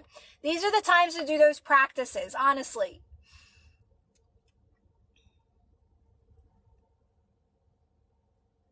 Is there, Sunny? I got to get back into movies and stuff. I really do. I haven't watched anything. The last thing I watched was The Little Mermaid with my daughter, the new one. We haven't even been, like I said, my daughter's been doing her own thing. I haven't even been watching any TV at all. What are the biggest limitations that are perceived as okay? I don't know what you mean by that. Can someone interpret that? Christine's good at that. What are the biggest limitations that are perceived as okay? No limitations. I don't know if I'm understanding that heart. Hi, Teal. Yeah, so Linda, like, no offense, but to what you're saying there, like distracting yourself for now, just know she's in the best hands. Your cat's in the best hands. Do you feel like there are some common limiting beliefs people have? Common limiting beliefs. Yeah, I think, well, I don't like to get into like specifics because I think it all stems down to one thing and not feeling worthy. So I wouldn't get into the specifics because you're just going to create more resistance and you're going to make this more complicated. It's just we don't feel worthy. We don't feel deserving. Plain and simple. It all stems down to worthiness. So, but if you start getting into the specifics, then you're gonna create unnecessary resistance. And you're gonna think you have to like work on each one of those things and you don't, right?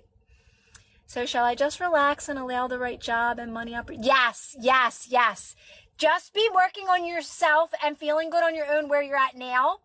Do the practices of feeling good on your own, filling up your own cup, self-empowerment, like all those types of things, and definitely relaxing. Don't focus on how this job can come into your life. Focus more on where you're at now and making the best of where you're at now. Like, oh, I'm okay. I'm good with where I'm at. I don't need the job right now. I'm going to focus on like maybe a routine at home and distracting yourself in other ways. But again, feeling good on your own, being your own source of happiness. So do those practices. Trust me, you'll be led to best case scenario when it comes to a job. They're not mods? Kennedy's not a mod? Kennedy, do you want to be a mod? I thought you were both mods. I'm shocked.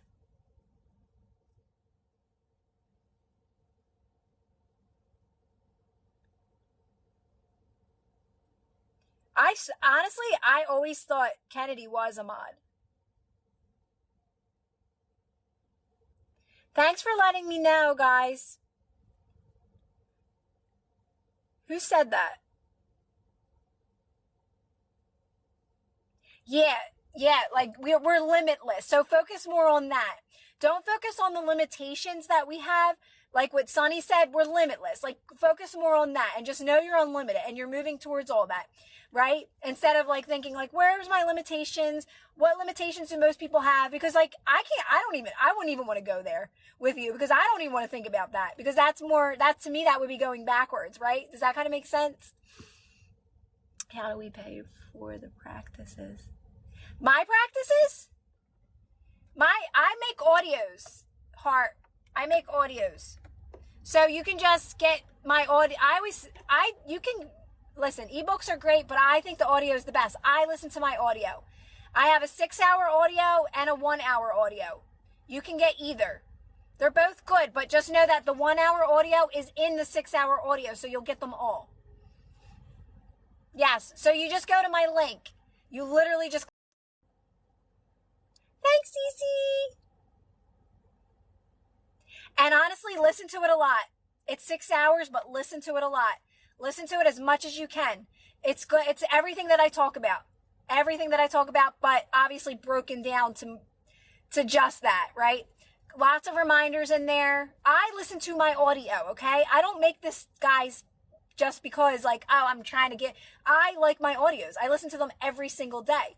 I'm very picky about what I put into my mind. So, Linda, you have one already.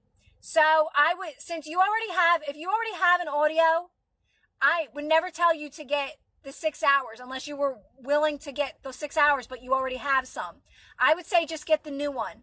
Get the most recent one. But if you don't have any of my audios yet, get the 6-hour one, obviously. But if you have any of my audios, you're already going to get some of it plus some more, right? Does that make sense? So go for just the new one. The new single one, which is called Solution Mode. But Lazy Manifesting is all my audios in one, including Solution Mode. I know, it sounds a little complicated, but it's really not. People always reach out to me. And I have it in there. So when you click on it, you're going to understand it because I explain it. But people do reach out to me. They'll say, here, I already have this. Should I? And I say, no. Get the new one. Because I'm going to start creating another one and I'm going to have another big one coming up. But like for now, the 6-hour audio is everything I've already created thus far. How can you deal with an anxious attachment style while being... So I wouldn't get into those labels because you're gonna stay down that path, that very limited path of what an anxious person is and what a not. It just creates those labels. They're old ways of explaining things in our reality and how things developed over time. And you don't need to go there. Just know you're moving towards best case scenario in a relationship and make it only about you, not the other person. Don't make it about the other person. Make it only about you feeling good on your own and being your own source of happiness. You want to get yourself to a place where you feel good no matter how anyone outside of you is behaving. Person, place, or thing. You want to be able to realign yourself in each moment. And that's the practice. But if you start getting into like anxious, this and that, and like all those labels that have been created over time, you kind of keep yourself stuck and limited. Just know you're moving towards best case scenario of this relationship by focusing on you. And you give all that to yourself, they're going to match it, or someone else is going to match it, right? Just know how unlimited you are when it comes to people that can fulfill your needs and the desires that you want for a relationship. There's zillions of people out there. I know a lot of people get caught up in that one person. There's just this old story that's created around them. It's very hard to break through some of those old stories and patterns. And it's not as hard when you fully focus on yourself, because you can really break those things down and self, power, like yourself, empowerment, right? and not so much thinking about this person and what they're going to do for me. Because you want to get out of that anyway. You want to be able to fill up your own cup all the time. Not need someone else to be a certain way in order. And then you get the relationship that you desire. The one that you're creating for yourself, right?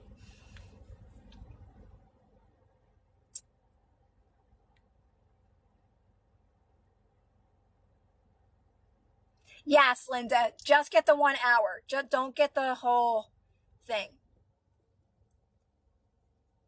And like I said, I'll make a new one. I'll be starting a new one soon and creating a brand new bundle. I like the bundles because I don't want to listen to each one separate. I like the whole, just, I'm doing my thing throughout the day. It's on and I'm listening to it as I go about my day. I don't have to like stop and put a new one in. Stop, put it, and listen to, oh, there's a bee. Can you manifest beauty? Of course you can. The more you do these practices, the more you relax, the more you're stress-free. You're kind of just chilling through life. You become lighter. Trust me, all that unfolds too.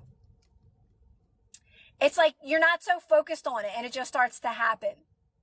I was laughing. I had made a vlog and you guys, I was about my eyebrow. And it was like, oh my God, look at this eyebrow. Like this one's horrible. And then this one's good. And I tried fixing it. And I'm like, all I see is this eyebrow because we're so focused on it. So when you're focused on something, it's like I was focused on the flaw of that eyebrow and I couldn't get my mind off it until I distracted myself from it. When you were on your spiritual journey, did you have a period of time where you were just alone? Yeah. Yes, I still am.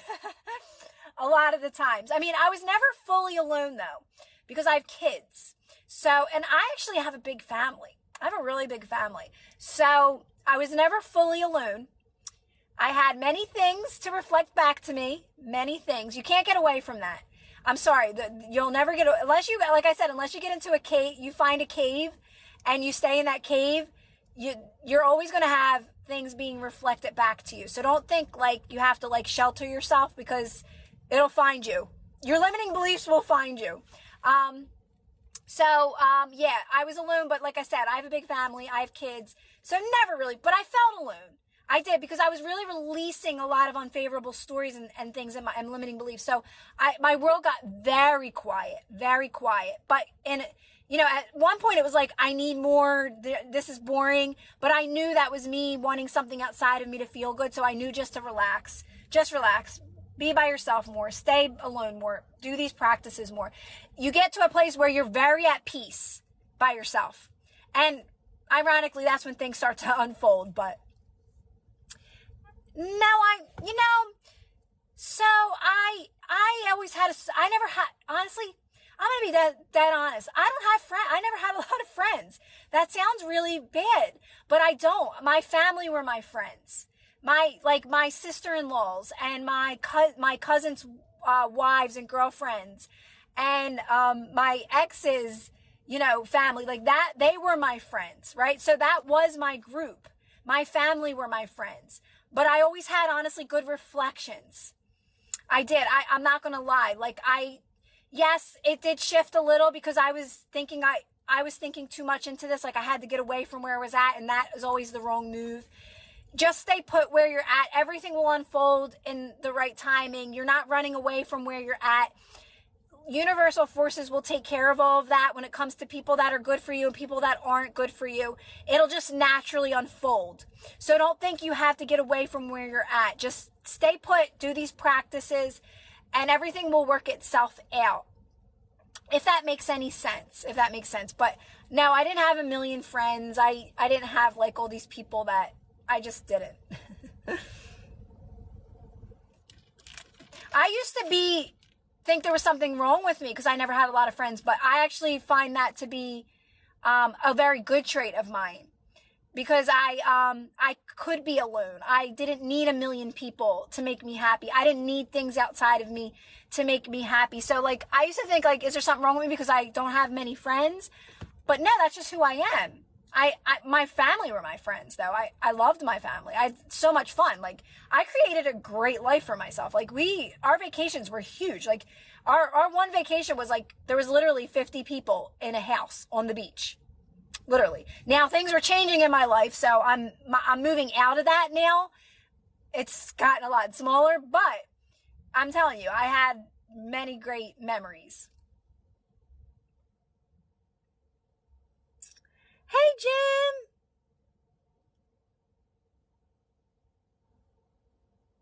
Right, Jenna? It's so true. It's like you can't run from them. Like I said, unless you're going into a cave and you're detoxing and you're just feeling those emotions and letting them run through you. That's what we're doing. But we're doing it in our life. We're doing it with our current reality. We're just remaining calm and releasing our limitations, right? So we can move up into those higher energies. It is like raising your vibration, but I know that term's gotten thrown out the window a million times and people are like, raising your vibration. People just make fun of that, but it is literally what you're doing. You don't even notice that's what you're doing. You're just chilling out. You're just releasing limiting beliefs. You're just staying calm. You're practicing non-reaction, but you look back, like I can look back and say, wow, like I am high energy now. Like I have good energy, right? You can just say and see the difference. Like it's not even about high energy, good energy. It's like you're more yourself. You're able to be yourself. You don't care what people think about you. You're not worried what they think about you because you're happy. You're happy in your own skin. So it's not even about like high vibration or all that. That's you being your true self.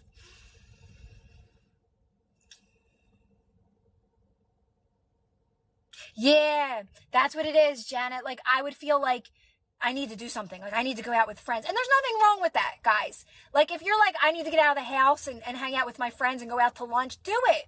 Do it. Like there's no wrong or right to any of this. What's going out to lunch with your friends going to do? It's not going to ruin anything, right? If you go out and have a couple drinks and have a night out with your friends, it's not going to ruin anything. So don't overthink any of this. Don't think you can't do things. You can't have a life because you're working through your limitations. Like you can literally live your normal life and do these practices. Trust me. I did it. I did it at my job. And when you don't want to go out, don't go out. Don't force yourself to go out. Don't do it because you're being a people pleaser. I had to work through a lot of people pleasing energy. That was me. I was a major people pleaser, let me tell you.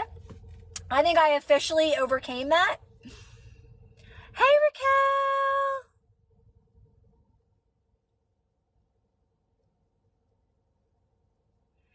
Yeah, Jim, did the Eagles play? I don't even watch sports. I never know what's going on.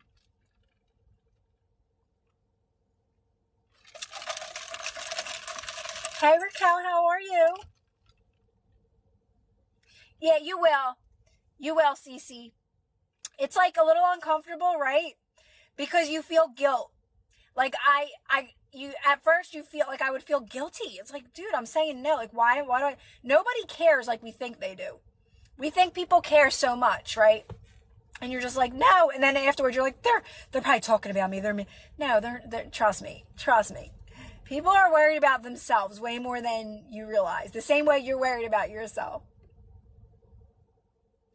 Oh, Raquel, that's so funny. We were talking about Joe. So I was saying, Raquel, I don't listen to Joe anymore. I loved Joe. I listened to Joe a lot. He got me to, so far in this, but I don't resonate with him anymore. I don't resonate with the fact that he tells you to feel like that future wealthy person, or I don't resonate with any of that. And I think that I don't resonate with that type of way of explaining this. I don't believe you have to feel it before you have it or any of that. So so some of the stuff I don't resonate with Joe anymore. I don't really listen to him anymore. But I did for a while, and I loved him for a while. But now I'm just kind of like, I stick with it, Bashar and Abraham, if I listen to anyone. And that's just through TikTok now. I don't even listen to them like I used to, like on YouTube and stuff. It's kind of just if it's, as I scroll through, if it pops up.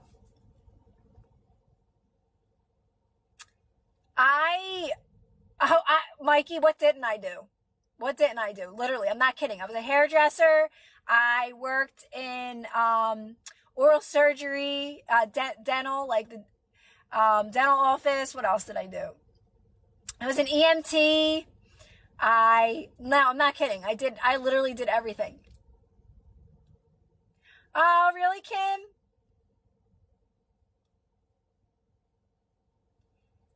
So it's not that I'm against Joe because I like a lot of the stuff that he has to say. I just kind of stopped resonating with him. with some of the way he explains it. I mean, a lot of the stuff he says is he's accurate. Like I said, I just go back to how easy this is and how much you don't have to know a lot of those things. He's very sciencey, and you don't have to know all of that. And that's great if you want to, but I just don't. I don't want to know all that. I just want to live my everyday normal life. Tell me how easy this is. I want to start having fun. I want to live my best life. I want to enjoy what I have now. I don't want to know about, you don't need to know about the subconscious mind and all of that stuff. And you don't need to reprogram either. So for me, it's more about just honestly, it's the opposite. It's just practicing non-reaction, and that's it. I only practice non-reaction. That's all I do. Abraham. Abraham is the go-to for me.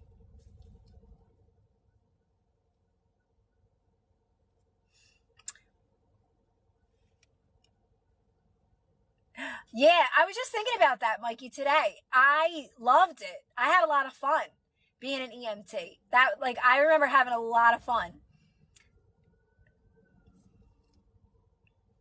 So I like them all. I listened to them for a while, but I just kind of stepped away from all of it. Honestly, if I would listen to anything, it would be Abraham. And it would just be short and to the point videos from Abraham, because I knew non-reaction worked. So I was just focusing on me and what worked for me and what practices worked for me, right? Because we all have our own path. We all have our own things that work best for us. So I really didn't listen to anyone anymore. I don't really listen to anyone except Abraham. Like I said, small videos, and I post them for you guys. You know that what I post is what I listen to. But I don't listen to much. I just do the practices. I apply it to my everyday life. I do what feels best in each moment. I practice relaxing. I do the practices. I don't really listen to anyone anymore. I don't research anymore. I'm not looking for more information on how this works. I know how this works. I know what to do now. So anytime I listen to Abraham, it's just because I love her energy, and she's says you're unlimited, and that's all I need to hear. How about now? I didn't resonate with that. I didn't. Don't tell me now. I went down that path of researching it, but I'm no, I don't resonate with it. I'm not saying it doesn't work, but it's yeah, you might. I think it all comes down to mastering feeling good in your everyday life. You got to master alignment.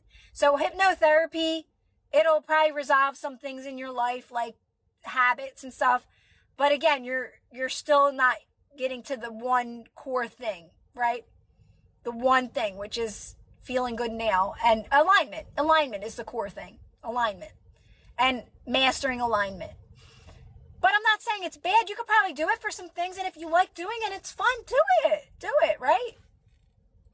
I don't tell you guys what you can and can't do.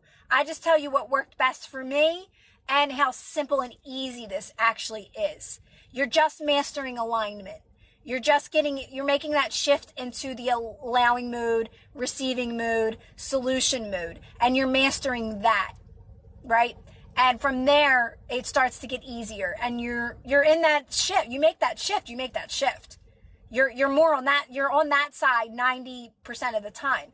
Yeah, you might have contrast from time to time, but you're not in it for long. You're so quick out of it. You can see things differently.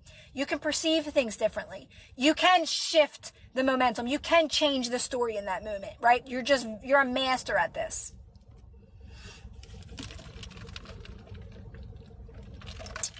Like if I have resistance and I'm what am I going to cook for dinner? I can easily switch it. So you know what? I'm going to grab the kids Chick-fil-A. I don't get stuck in it.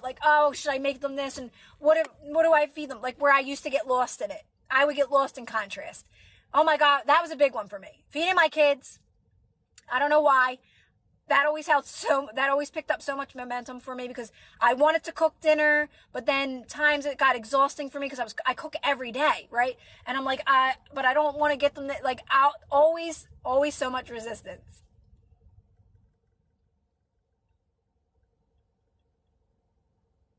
And that's okay. Yeah, Raquel, there's no wrong or right. Remember, nobody's judging you. You get to choose in each moment, Raquel. If you want to go out, you know what? I went to a party this past weekend, and then afterwards, my family's like, they're all-nighters. Like, all right, now come over.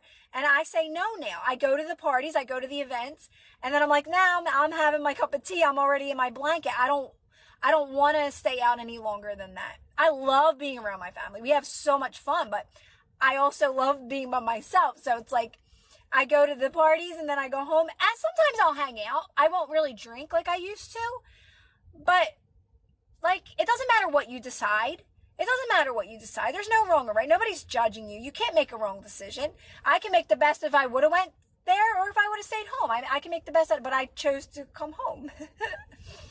Right? So just always think about that, guys. There's no wrong decision when you're doing these practices. You literally cannot make a wrong decision. Yeah, Sunny, I agree. And I love the smell of food cooking.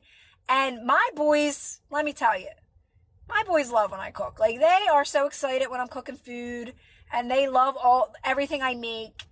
From doing these practices, I have really gotten better at cooking, like more adventurous with cooking and stuff. Hi, Vols!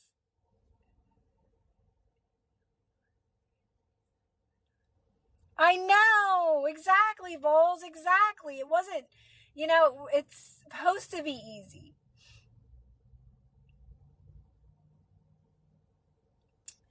Hi, Mimic. Hi, Pixie. I made, for the first time, I made, Alfredo sauce, and it was really good. It was very, very good, but it got hard. It was like butter. So it thickened up. I guess I put too much heavy cream, or did I do cream? So I guess I put too much cream in it, because it wasn't a rock. Like, it melted. It melted when I put it in the microwave. But, it tasted good, but I wanted it to stay like, not liquidy, just not butter. I didn't want it to be butter. Is that what it was? Sunny? Wait, Sunny, I don't know if maybe I did put flour in it. I don't remember. I must have.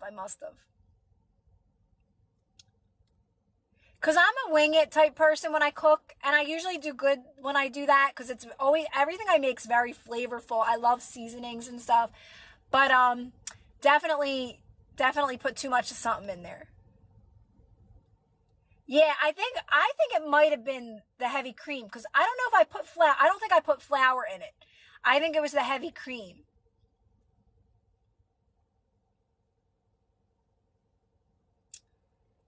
I'm always a mystery, Sonny, so don't try to figure it out. I've always been that person.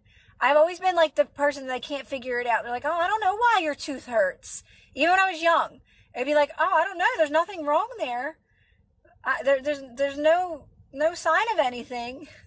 So who knows?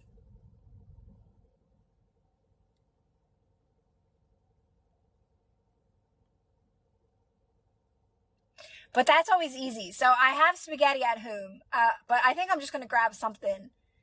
Where I do my lives, like this Dunkin', there's a McDonald's, like, I'm staring at it. So I could always do that, but again, my one son's not home, so just the one, and my daughter's not feeling good, so she's probably not going to eat. So, like, it's not worth me cooking a whole meal, right? And I already ate. I ate chips. I ate nachos for dinner.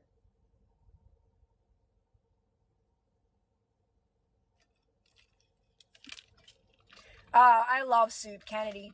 I could eat soup every single day. All kinds of soup. I make every soup. Every soup I make.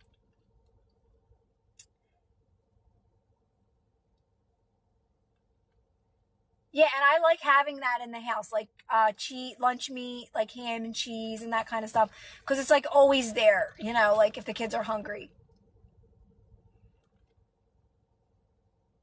Yes, I make potato soup. I make broccoli soup. I make chili. I make literally the best chicken noodle soup to me. It's the best chicken noodle soup. I think so. But I've always wanted to add rice to my soup. I do the noodles. I do the real thin noodles, but I always wanted to add rice. I'm not much of a tomato soup person, but I also haven't really tried it either. I like chili. Now, see, my son loves them, Sonny. I don't like the dumplings. My son loves them.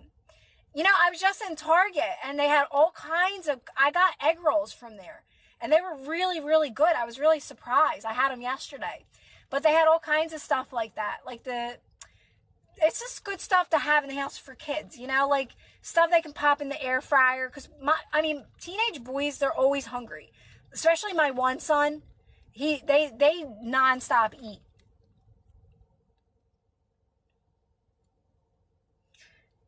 Kennedy, I always see Trader Joe's pop up on my TikToks.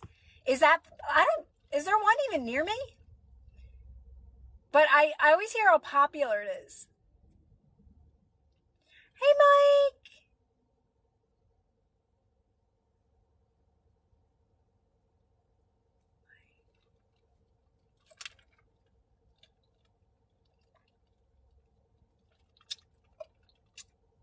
Thanks, JMC.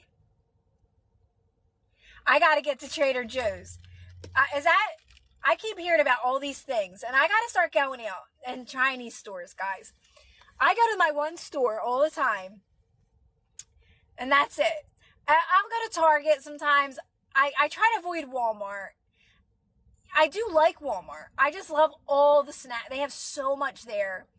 I do like it, but I don't like it because it's like always crazy in there, you know.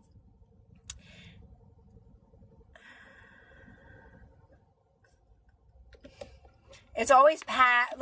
It's always packed. I feel like it's packed no matter what time it is.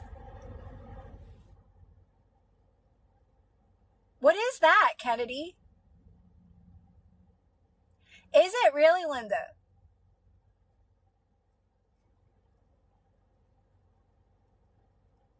Guys, I need to start trying new things. I don't have a Kroger. I think that Krogers are not in Philly.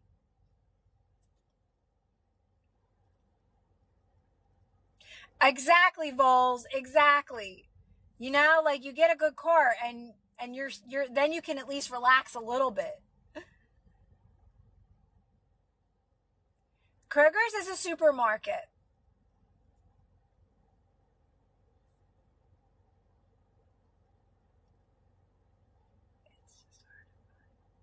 It so is.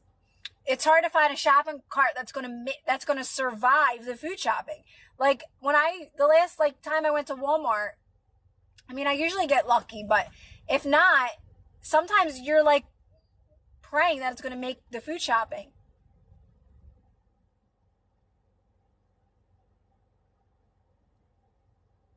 I still didn't get my butter cake. I want to get a butter cake so bad.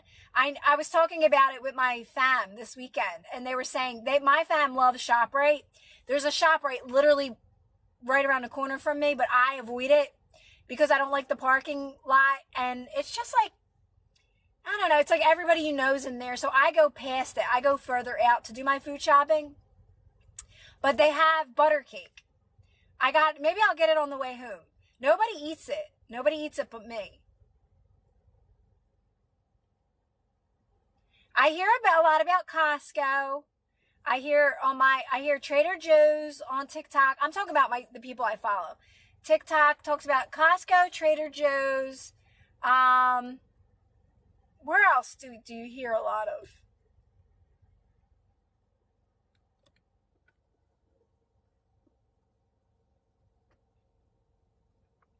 Well, that's what my son wants. He wants, he likes dumplings and that kind of stuff.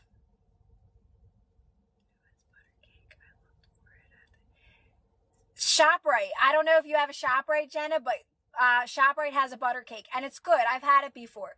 But there's lots of other bakeries that make it too. Like you go to a bakery, you're gonna find it. Like a local bakery, they're gonna have a butter cake.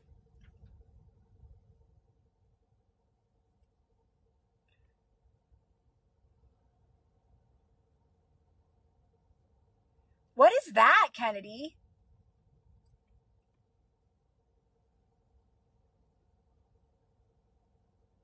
I wasn't hungry because I ate before I left, but I am starting to get hungry now. I think I'm going to be on to dessert. I got my cookies from the bakery, my little sugar cookies, and I'm actually trying to eat them quick because I want to make my own. I want to start making my own sugar cookies because I eat them all the time. So that's what I'm trying to, like, hurry up and eat these cookies. I don't like too much spice. I can't do too much spice. A little spice is okay, but if it dominates my food, I can't eat it. I can't. It's normal. Close to real. It's normal. It's just stay calm. Just stay calm. Just relax. It's a fear-based belief system. Honestly, I'm not going to lie, but I remember having that fear-based belief system. You're not. It's more, think about it like this. The more you do these practices, it's more of a rebirth. You are going to die. It's the part of you that it's with all your fear-based beliefs. That's all. So think about it like that. Cause I always felt, I know this sounds funny, but I felt that way too. And it's probably because my parents died. Like I have a lot of death in my family, right? So I'm like, oh my God. So I used to think that. And I was not a scary person, but you do die. A part of you dies. It's all your programming. So look at it like that. You're doing these practices and it's true. A part of you is actually going to die, but it's the part that you don't want anymore with all your fear-based belief system. So now that I think back when I had that fear, it's true. I did die, but you become more alive than anything once you release those fear-based beliefs. Get it? So just keep doing the practices and it'll click for you too. You'll be like, oh my God, she's right. Yeah. Cause I look back and I'm like, a part of me actually did die. A part of you does die. It's that part that doesn't serve you anymore. That had all those fear-based belief systems.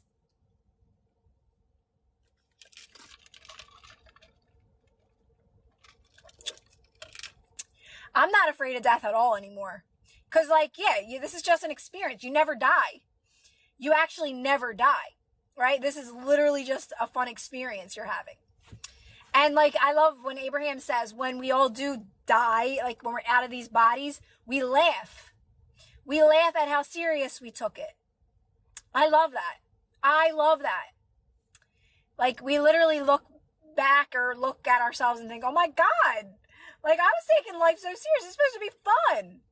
So find that as a relief for yourself to know that this is all fun. This is all fun. Yeah, she says croak, as Christine says. I just broke up with my boyfriend last week. It hurts, but my intuition told me better. Yeah, that's okay, CB. It's all serving you. And you know that. You said it in that comment. You said it all. It's saying, listen, you got to focus on yourself. It's all for your highest good. Your higher self doesn't want you to be in a relationship that doesn't serve you. Do you think your higher self wants you to be in a relationship that's not best for you? So now it's saying, all right, time to focus on me and be my own source of happiness and fill up my own cup. And it's going to lead you to a healthy relationship, right? That's your intuition. It's our ego that doesn't want to leave the relationship. It's our ego that says, no, I want to stay. I don't want to lose this person, right? We want to stay. It's safe. It feels good here, even though it sucks, right? So you got to, and as soon as you have that breakup, however it happens, it's saying it's a wake up call. Focus on you. You got to feel good on your own. You got to be your own source of happiness. What were your beliefs before these beliefs? What were my beliefs? Geez, that would be me going backwards, Kelly. My belief that here's a good one, Kelly. It's easier for me to tell stories. I was at a place, Kelly, where I was at my job, where I was just starting to understand this, where I felt like I had to stay at the job because they needed me. I'll do my job and I'll do this on the side. So I had very limited beliefs on what was possible for me to accomplish, right? To do what I love. I wasn't doing what I loved. It was a job and I felt like they needed me, right? I had many limiting beliefs. I did things to keep the peace a lot. As long as everybody's happy, even though I'm not, But they are. I don't want to shake nobody, shake no, ruffle no feathers type person. I just want things to run smooth. But in the end, I was never putting myself first, though.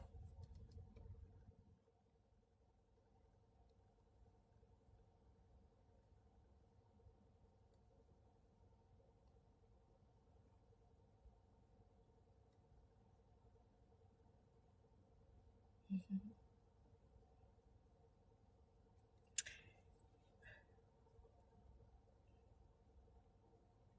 Like, I wish I could see a glimpse of me in my last name.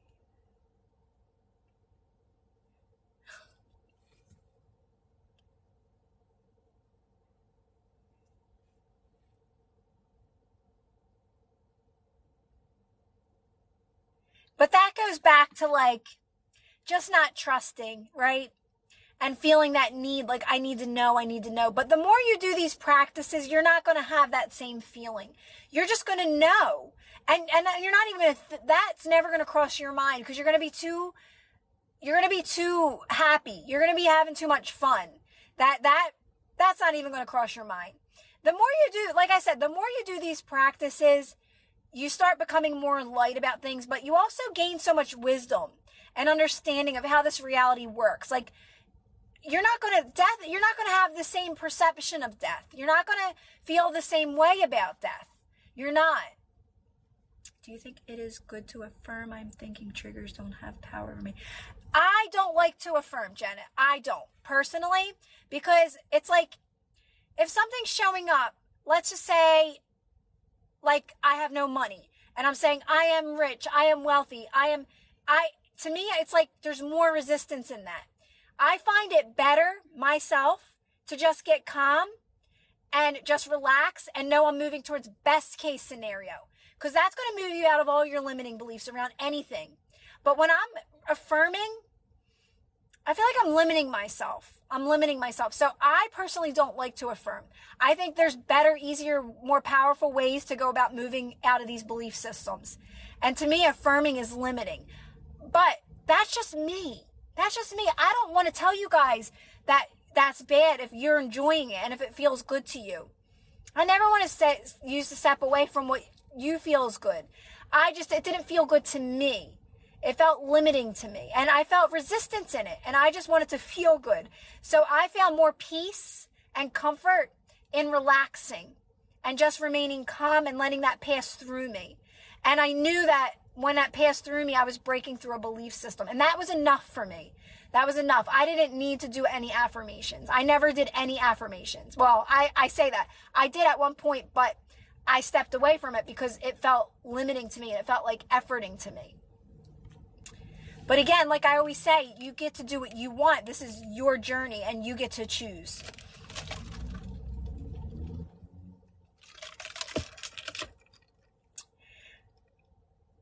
Are they going to be good? The Eagles, Matt? I don't know what's going on with them. Are they like, is that like the rumor going around? Is that they're going to do good this year, this season?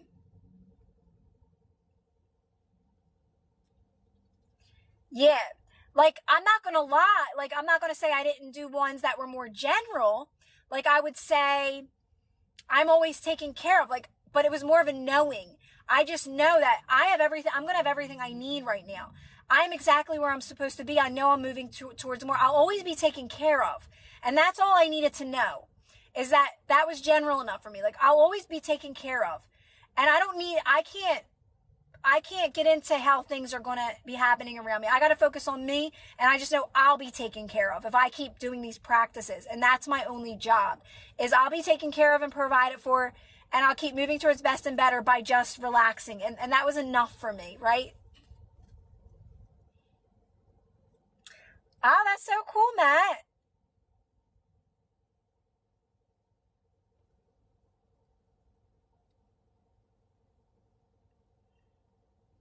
Oh, you talking about the music, Linda, the Eagles?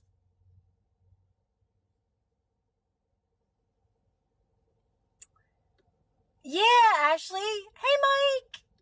That's what I always say. Like, you either resonate or you don't. But again, you get to choose.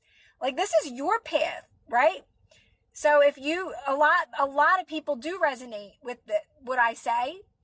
And some people do, and they do both, and they do some affirmations, but when people ask me questions about persisting in a manifestation, I'm not your girl, because I won't do that. I won't persist in any manifestation, because to me, that's me chasing something, and I'm not chasing anything. I'm not doing that. Things will come to me when the timing is right, and I like that method. I feel empowered in that energy. That's just me. I'm not persisting in a manifestation because I feel like I'm chasing something. I don't ever want to be desperate. I want to get out of that energy. I know that there's a best for me in each moment, right? So for me, I prefer that.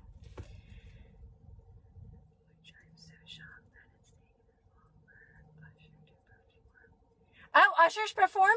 Oh, or he did. I don't know. Guys, I can't. Wait, the Super Bowl. Guys, I don't even know what day it is. We're not up to the Super Bowl yet, right? Or is he performing?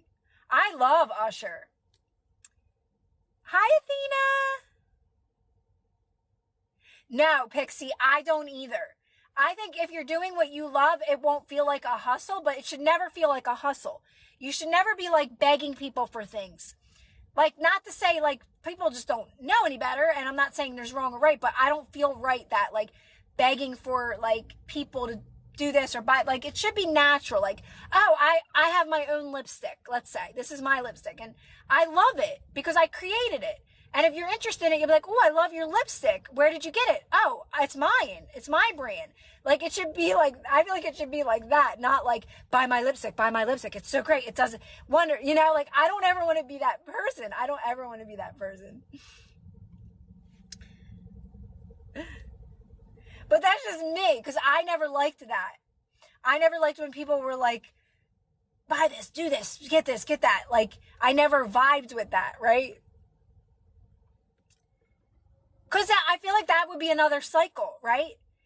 Because, okay, yeah, I got some people to buy my stuff, but this week nobody's buying my stuff. I got to hustle again. So it kind of feels like another cycle. And trust me, I went down that path for a little bit of trying to do side things, right? And I'm like, it never worked for me. It never worked for me. It was like all these other people made it look easy. But for me, it was like a struggle.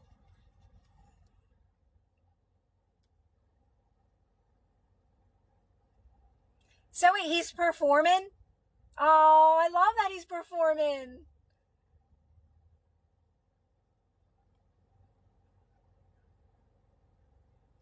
Yeah, because I love Rihanna too. Rihanna performed. So that's all I care about too.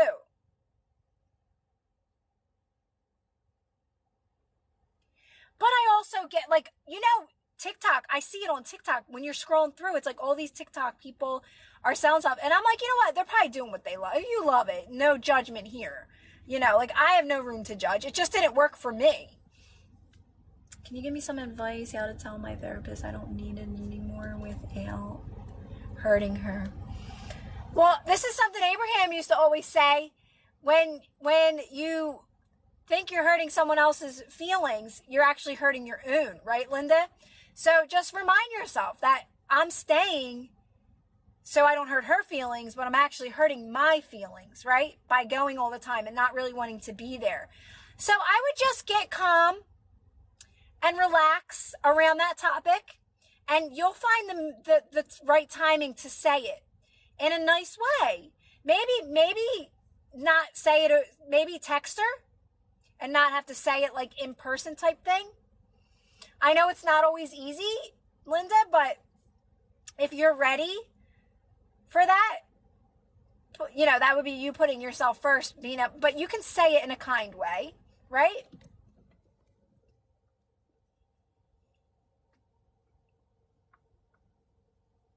I know what you mean. I kind of get, we go through these weird things, right? Close when we're understanding this. And so it's like you don't fear things, but at the same time, it's like you're still understanding some of these concepts, and just keep doing the practices. It just keeps getting better. I always say at first, like it feels like you're a little bit on an emotional roller coaster with understanding this information, and you're like, am I getting it? And But you do get past that. It's like the other side of the rainbow, and you're literally on the other side. And right now you're always going up. Don't think that you're not moving forward, because you are. It just takes practice to make that shift. Just keep relaxing, keep doing the practices. I remember like not so long ago being in my mind too much still, all over the place with my energy, but yet I was good at this, and my life was getting better, but yet you're still not mastering it yet. You do master it though. Like I said, you're practicing non-reaction, and you're going to become a master at non-reaction. Everything else will take care of itself. So just be consistent with the practices, but I know exactly what you're saying. I've experienced all those weird moments where you're like, I don't know what I feel right now. I don't know what I feel. Like, I'm not, like you said, you're not depressed, so that's great. Like, you're out of that. You're not angry anymore, right? I was even out of that. But like, I was in like this weird energy of like, not sad, but like kind of, like it's so hard to explain. You can't explain it to anyone either, and it's not even worth it. It's not even worth it. That's good. That's good. You want to feel fearless. You should feel fearless. That is a good place to be.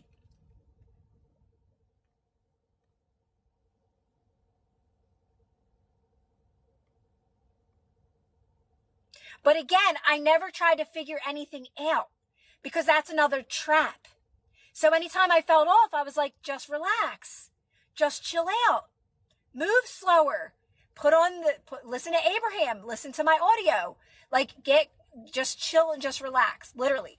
Like drive, get in the car, find a quiet spot, take a moment. I never tried to figure anything out, because again, that's another trap. I don't have to figure it out. I'm always moving forward, and I want to keep moving forward.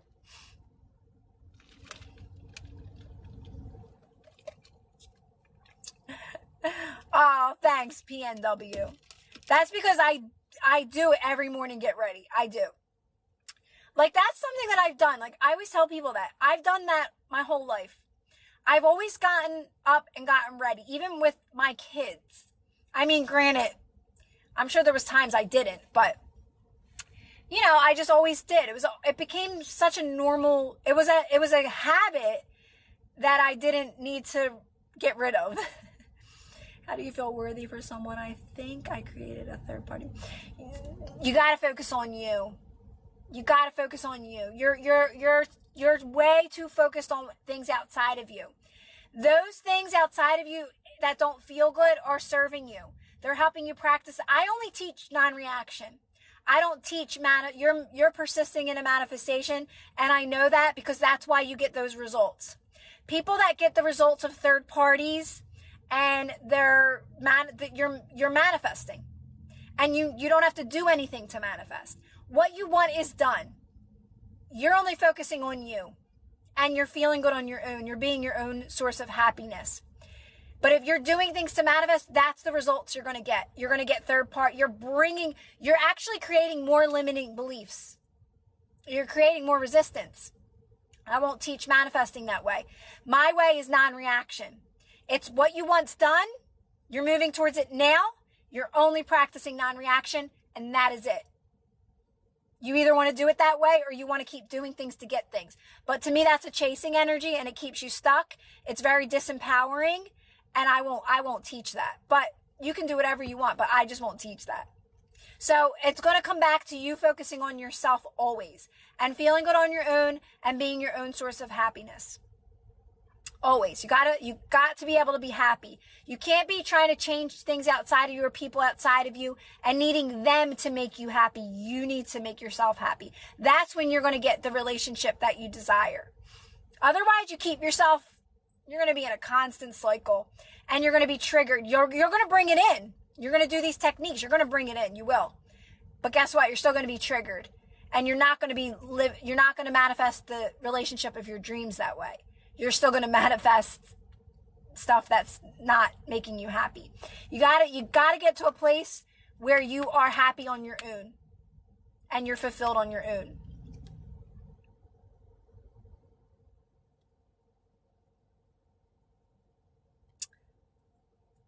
Exactly, rebel. Exactly. You're born worthy. We just got told otherwise through life. Thanks, Ashley.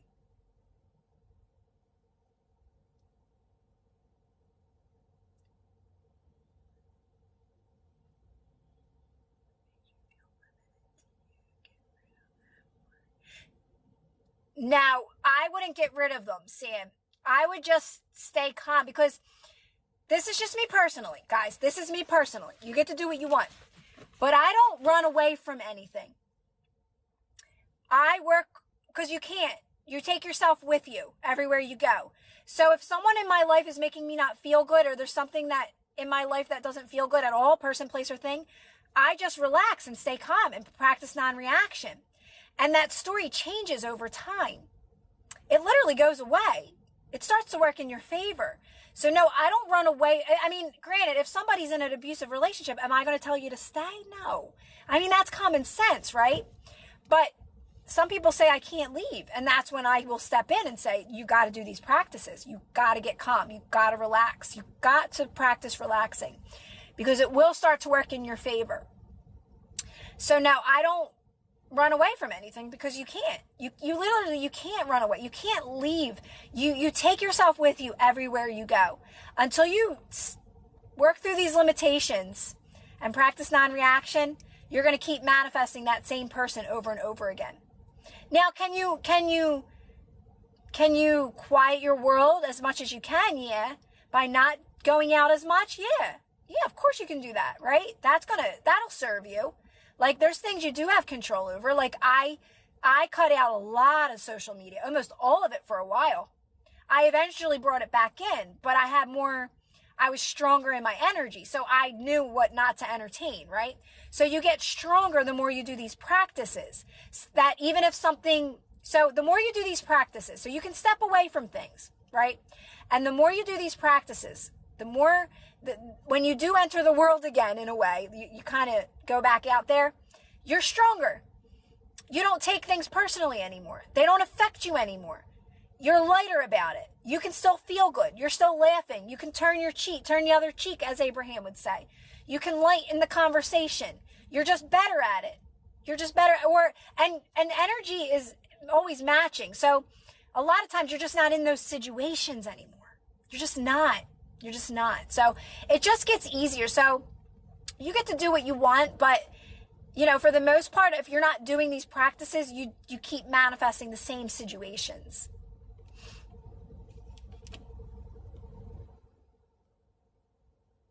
Yeah. The story doesn't matter. It's the limitations behind the story.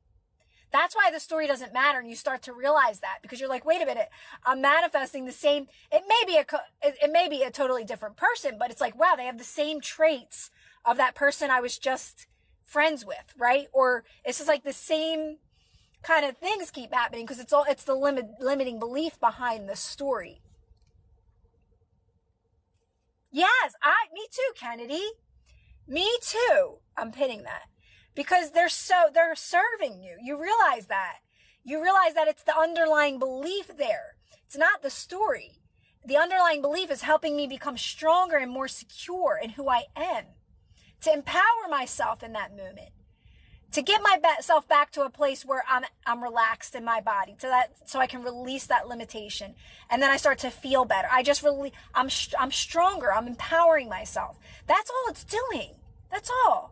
It's literally all it's doing, guys. It's so simple. It's so simple. And again, you can't make a mistake.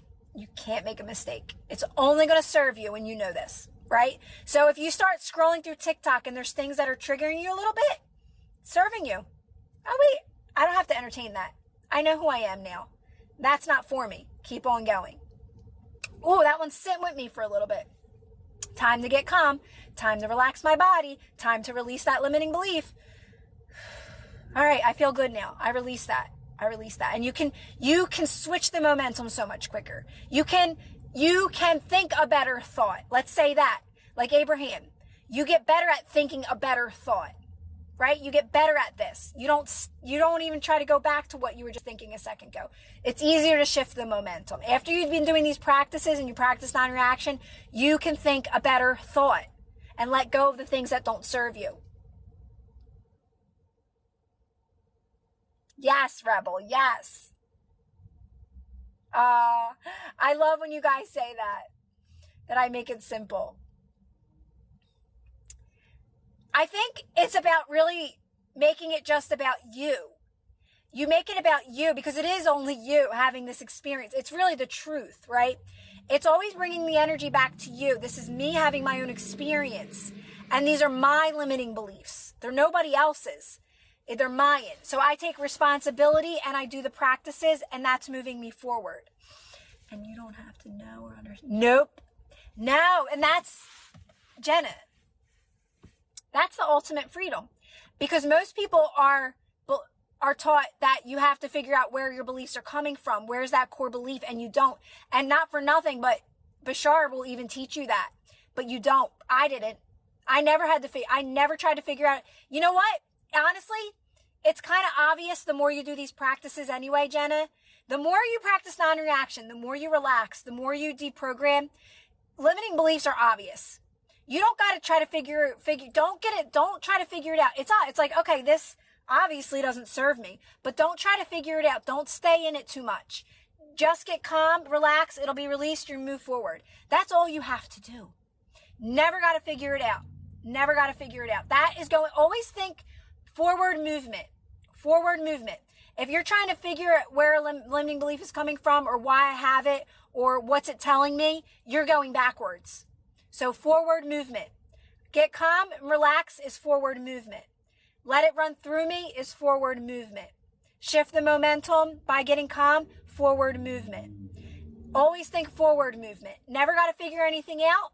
If I'm letting something bother me, that's me going backwards as well. Okay, I'm catching it. I'm more aware. Relax. You're always relaxing. You're going to see. That's all you're ever doing. Because you always want to take a moment to let that resolve itself. All right, I'm good. Now I can move forward. Now I can get back to what I was doing, whether you were just sitting there or cooking dinner or out with your friends. Let it dissolve itself. Let it resolve itself. All right, I feel good. And like I said, you will get better at this.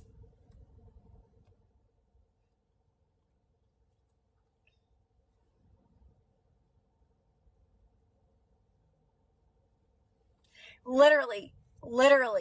Yes. All right, Kennedy's saying some good ones. And that's the truth. Universal forces will take care. They don't want you to figure it out. They don't want you to do the hard work. They just want you to just chill and relax and feel as good as you can. That's your only job, is to feel as good as you can. To feel as good as you can. They will handle the rest. Universal forces will handle the rest. Right? You just do your part, which is feel as good as you can in this moment. Whatever that may be for you, feel as good as you can. Everything else will take care of itself, okay? Always remember that. I know. She's always been. Ever since I first was aware that, like, of Kennedy and, like, popping up on here, I always felt like you were always on fire and on point with your things.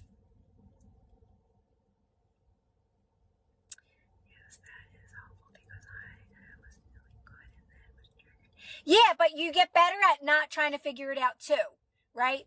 You get better at that part too. Like at first we do. Our minds want to figure it out. That is our programming as well. Our programming wants to stay in the problem always. So the more you get better at it, you're like, I don't got to figure it out. And then you feel free again. And you're like, that's the thing.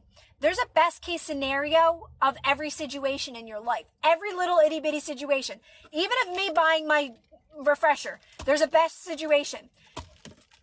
Your mind in this moment won't be able to figure it out. You just get calm, you'll be moved to it naturally. And it'll just happen. It'll just unfold. So you want to get better at just kind of allowing things to happen and trusting more. And you'll start to trust more because you'll start to see things are working out for you all the time. It'll speak for itself. And you'll let go of control. And because most of us we still want to control things. That's why a lot of people still do things to manifest. Because they want to control things so much, right? They're still in that energy, which that's normal. That's part of your programming. If you're practicing non-reaction, you'll be let out of that. You're not going to be doing anything to manifest. You're not going to be trying to learn anything. You're not going to be trying to understand this anymore. You're just going to be living. You're going to be like, all right, what do I got to do now? All right, I think I'm not going to cook today. I think I'm going to get my drink. I think I'm going to do a live. You're able to get present in this moment and get back to, I like to say balancing out my energy. Like I'm always balancing out the energy, right? I'm always chilling out. Good. All right, next thing, right? All right, always forward movement. Always forward movement. In this moment, forward movement.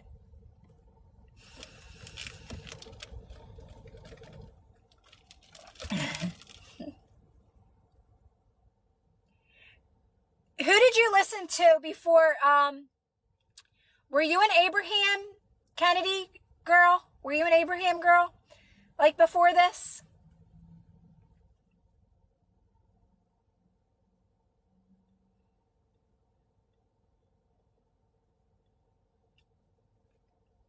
Oh, yeah. I ain't trying to figure things out. Like, you gotta live, think about unbothered energy, right? That's where we're getting ourselves to a place where we're unbothered, right? Unbothered isn't trying to figure anything out. Unbothered is just, they're just like skipping through life, like, you can kind of call it, like, you can say, I don't want to say airhead, that's a very bad label, but you kind of are in a way. You're like, all right, I'll take care of itself. I ain't got to worry about that. No way! Wow, Kennedy, then you got this stuff quick. You got it quick then. Woo!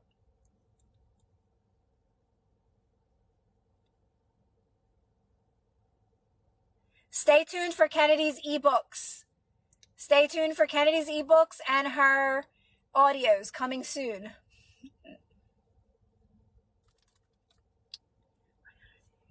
You know, I will say, Sam, that a lot of people didn't understand Abraham. They always told me that they understood me. They understood me through Abraham, right? So, what's funny about Abraham is that, see, I just listened to Abraham 24/7. And I would listen to it as I was just doing things. I think I did understand Abraham, but I never did Abraham's practices. I never did any of it. None of it. Honestly, guys, I'm going to be honest. All I heard from Abraham was feel good and you're unlimited. Feel good to manifest and you're unlimited. That was enough for me. The rest was kind of me practicing this on my own and just, I was always intuitive though too, right?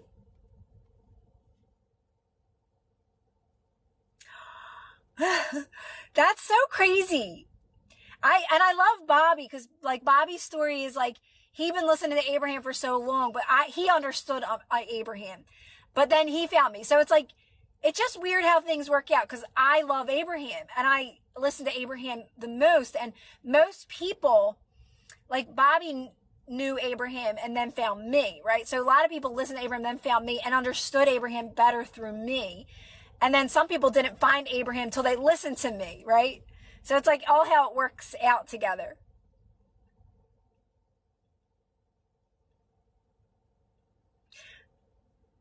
Yeah, of course, Marie.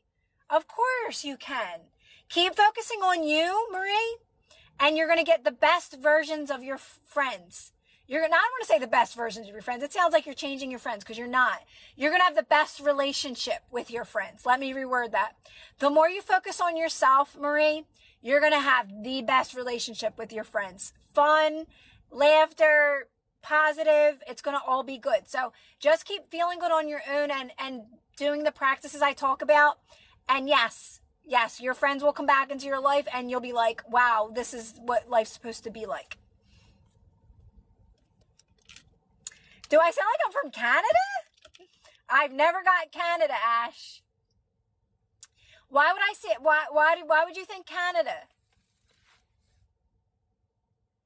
Oh, no, it's Philly. But I love like a Canada accent. I do. But no, I don't have a Canada accent.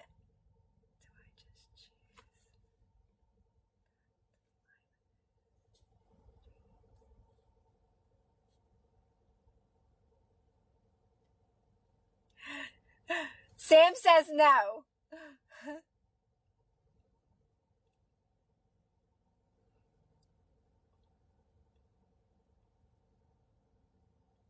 I think I have my own accent sometimes. Do I just choose not to align with those? What dreams, Nikita? What dreams do you mean? Like your manifestations and your desires? Is that what you mean? If you're saying, no, you want to align with your desires, but you don't do anything to align with them. You feel good now to align with them. It's what you want is done. If that's what you meant, your desires, your manifestations, they're done. You don't got to do anything. It'll unfold the more you feel good now. It'll unfold the best way possible the more you feel good now. You get to have whatever you want. You get to have whatever you want. Oh, you're talking about a negative. Yeah, ignore that. I never let a dream affect me. It's just a dream. It's just a dream. Think about it. If you had a nightmare, if your kid had a nightmare, you're going to tell them it was just a dream. That's all that is. It's just a dream. It's not reality.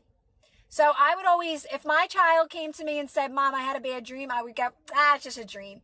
And we would change the subject. Just get off. A dream, a negative dream is just something, a limiting belief. You just get calm, you release it, you move on. Literally, that's all it is. If it's hanging around. Yeah, sometimes they do. Sometimes I would have a dream that was like I was like, what? What? I'm poor or something? I'm making that up. But like, I'd wake up and I'd have a weird dream, but I would do my practice and I would say, it's just a dream. What would I tell my kid if it was? And then I can shift from a dream so much easier than an actual thing happening. Well, not now, that doesn't happen, but when something would show up in my reality, the dreams didn't affect me because to me, it was like, it's a dream. So I never let them bother me. But I will say my dreams have gotten way positive though. I don't really have dreams like that. Sometimes they would be connected to my manifestations and stuff. So, and I don't do anything to manifest. So it makes sense why things would come into my dreams. Yeah. So just look at a dream. No different. If it doesn't feel good, it doesn't serve you. Same thing. Remember, if it doesn't feel good, guys, it doesn't serve you. I always say, even if you're slightly off, it's a limiting belief. I don't care what it is. Even if you wake up in the morning and you feel heavy, that's a limiting belief. I don't try to figure it out. I relax, move to the next best thing. Always. It's literally that simple. The more you just keep it simple like that, you'll keep moving forward fast, very fast.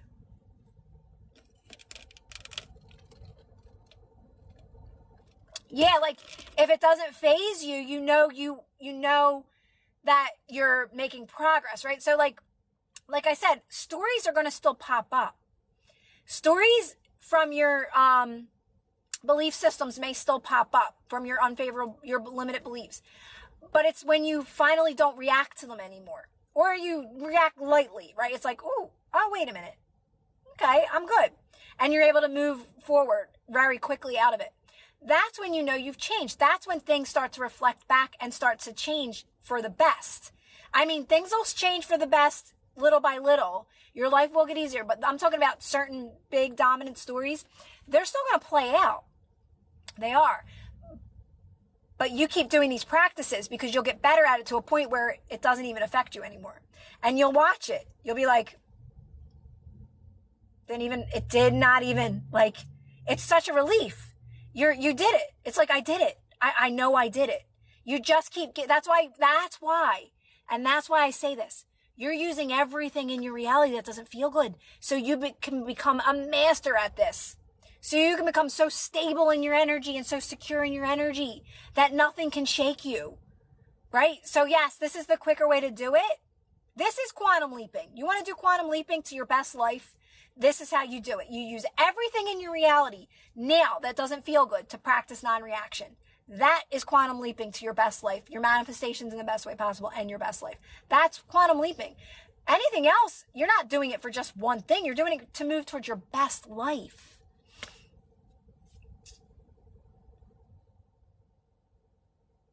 Stay calm.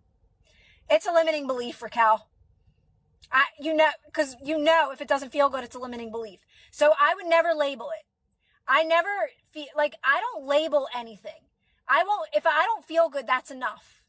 I won't go to like saying it's something like, oh, I'm feeling guilt or I'm feeling that shame. I make it a habit, Raquel. I know at first we do. I make it a habit to not label anything. So if I don't feel good, that's it. It's a limiting belief. Get calm, relax. It'll pass. I overcame it and it'll get easier and easier. So do your best not to label it as guilt or shame. It's just a limiting belief. It's obvious, like what they are. Sometimes it's clear as day. Sometimes the story's clear as day. But it doesn't matter. Just get calm, relax. It'll pass, and that's it. That's all you're ever doing. I promise. It'll get less and less. And like I said, sometimes you think you overcame something and it'll pop up out of nowhere. But it's all good because you know how to do this practice. Yeah, like I said, you're always moving forward. Why does it take me so long to relax? Like it's bad. Scenarios always pop up. It's normal. It's normal. It's normal. It takes practice. It takes practice because we're so reactive, Bella. The thing about it is it takes practice to be non-reactive because we're so reactive and we have a lot of programs running that don't serve us, right? So you're deprogramming them by just constantly relaxing. So do my practices throughout the day, Bella, where you're constantly relaxing your face and dropping your shoulders, breath out. Bella, do that all day. By you relaxing your body, Bella, you are relaxing. Even though you're still a little shaky, you may still have anxiety, but if you're relaxing your body and you're softening your body, you are relaxing. You actually are doing the work. We think we should be pros at it right away, but you're not at first. We're not, right? It takes practice. So I don't teach self-concept work. So for me, it's just straight up a limiting belief. I make this as simple as I can. I don't do any work I don't work on my self-concept. I just feel good on my own. That's the practice, relaxing. The fact that you would have to work on your self-concept means you have limiting beliefs around your self-concept. So my practice is simple. If something doesn't feel good, it's a limiting belief. That's it. You get calm. You get quiet, let it pass through you, relax your body, it will be released, you're moving forward. That's it. No self-concept work, no affirmations, no reprogramming, no healing trauma, no going back into your past. This is how I teach it, no self-concept work. So I don't resonate with any of that. This is so much easier than that. All right, I'm going to jump off, guys, because I'm tired and I got to feed the kids. No, it's only one kid. So I'm going to get out of here, but I'm going to post this one tomorrow. The one yesterday was kind of like, it was like short, I think, and it wasn't this was a good one. I'm going to post this live on my YouTube. Stay tuned for it for tomorrow. And everybody have a great day. I love you guys. Bye, Christine, Kennedy, BB, Kim. Hopefully that makes sense on your question with self-concept, Nikita. I don't teach self-concept work. You do what feels best for you, though. Listen, like I said, you got to do what feels best for you. I just don't resonate with that. If it doesn't feel good for me, it's a limiting belief. Doesn't feel good, limiting belief. I relax. I stay calm. I release it. I feel better. I moved past it. That's the only work I do. It's the only practice I do. It's all you have to do. But if you want to add things, add them. But I find resistance in that and I don't resonate with it. So, but again, do whatever you want to do, guys. This is your journey. This is your path and you have to do what feels best for you. So, all right, guys, everybody have a great rest of the day. Love you guys. Bye-bye. Oh my gosh, I'm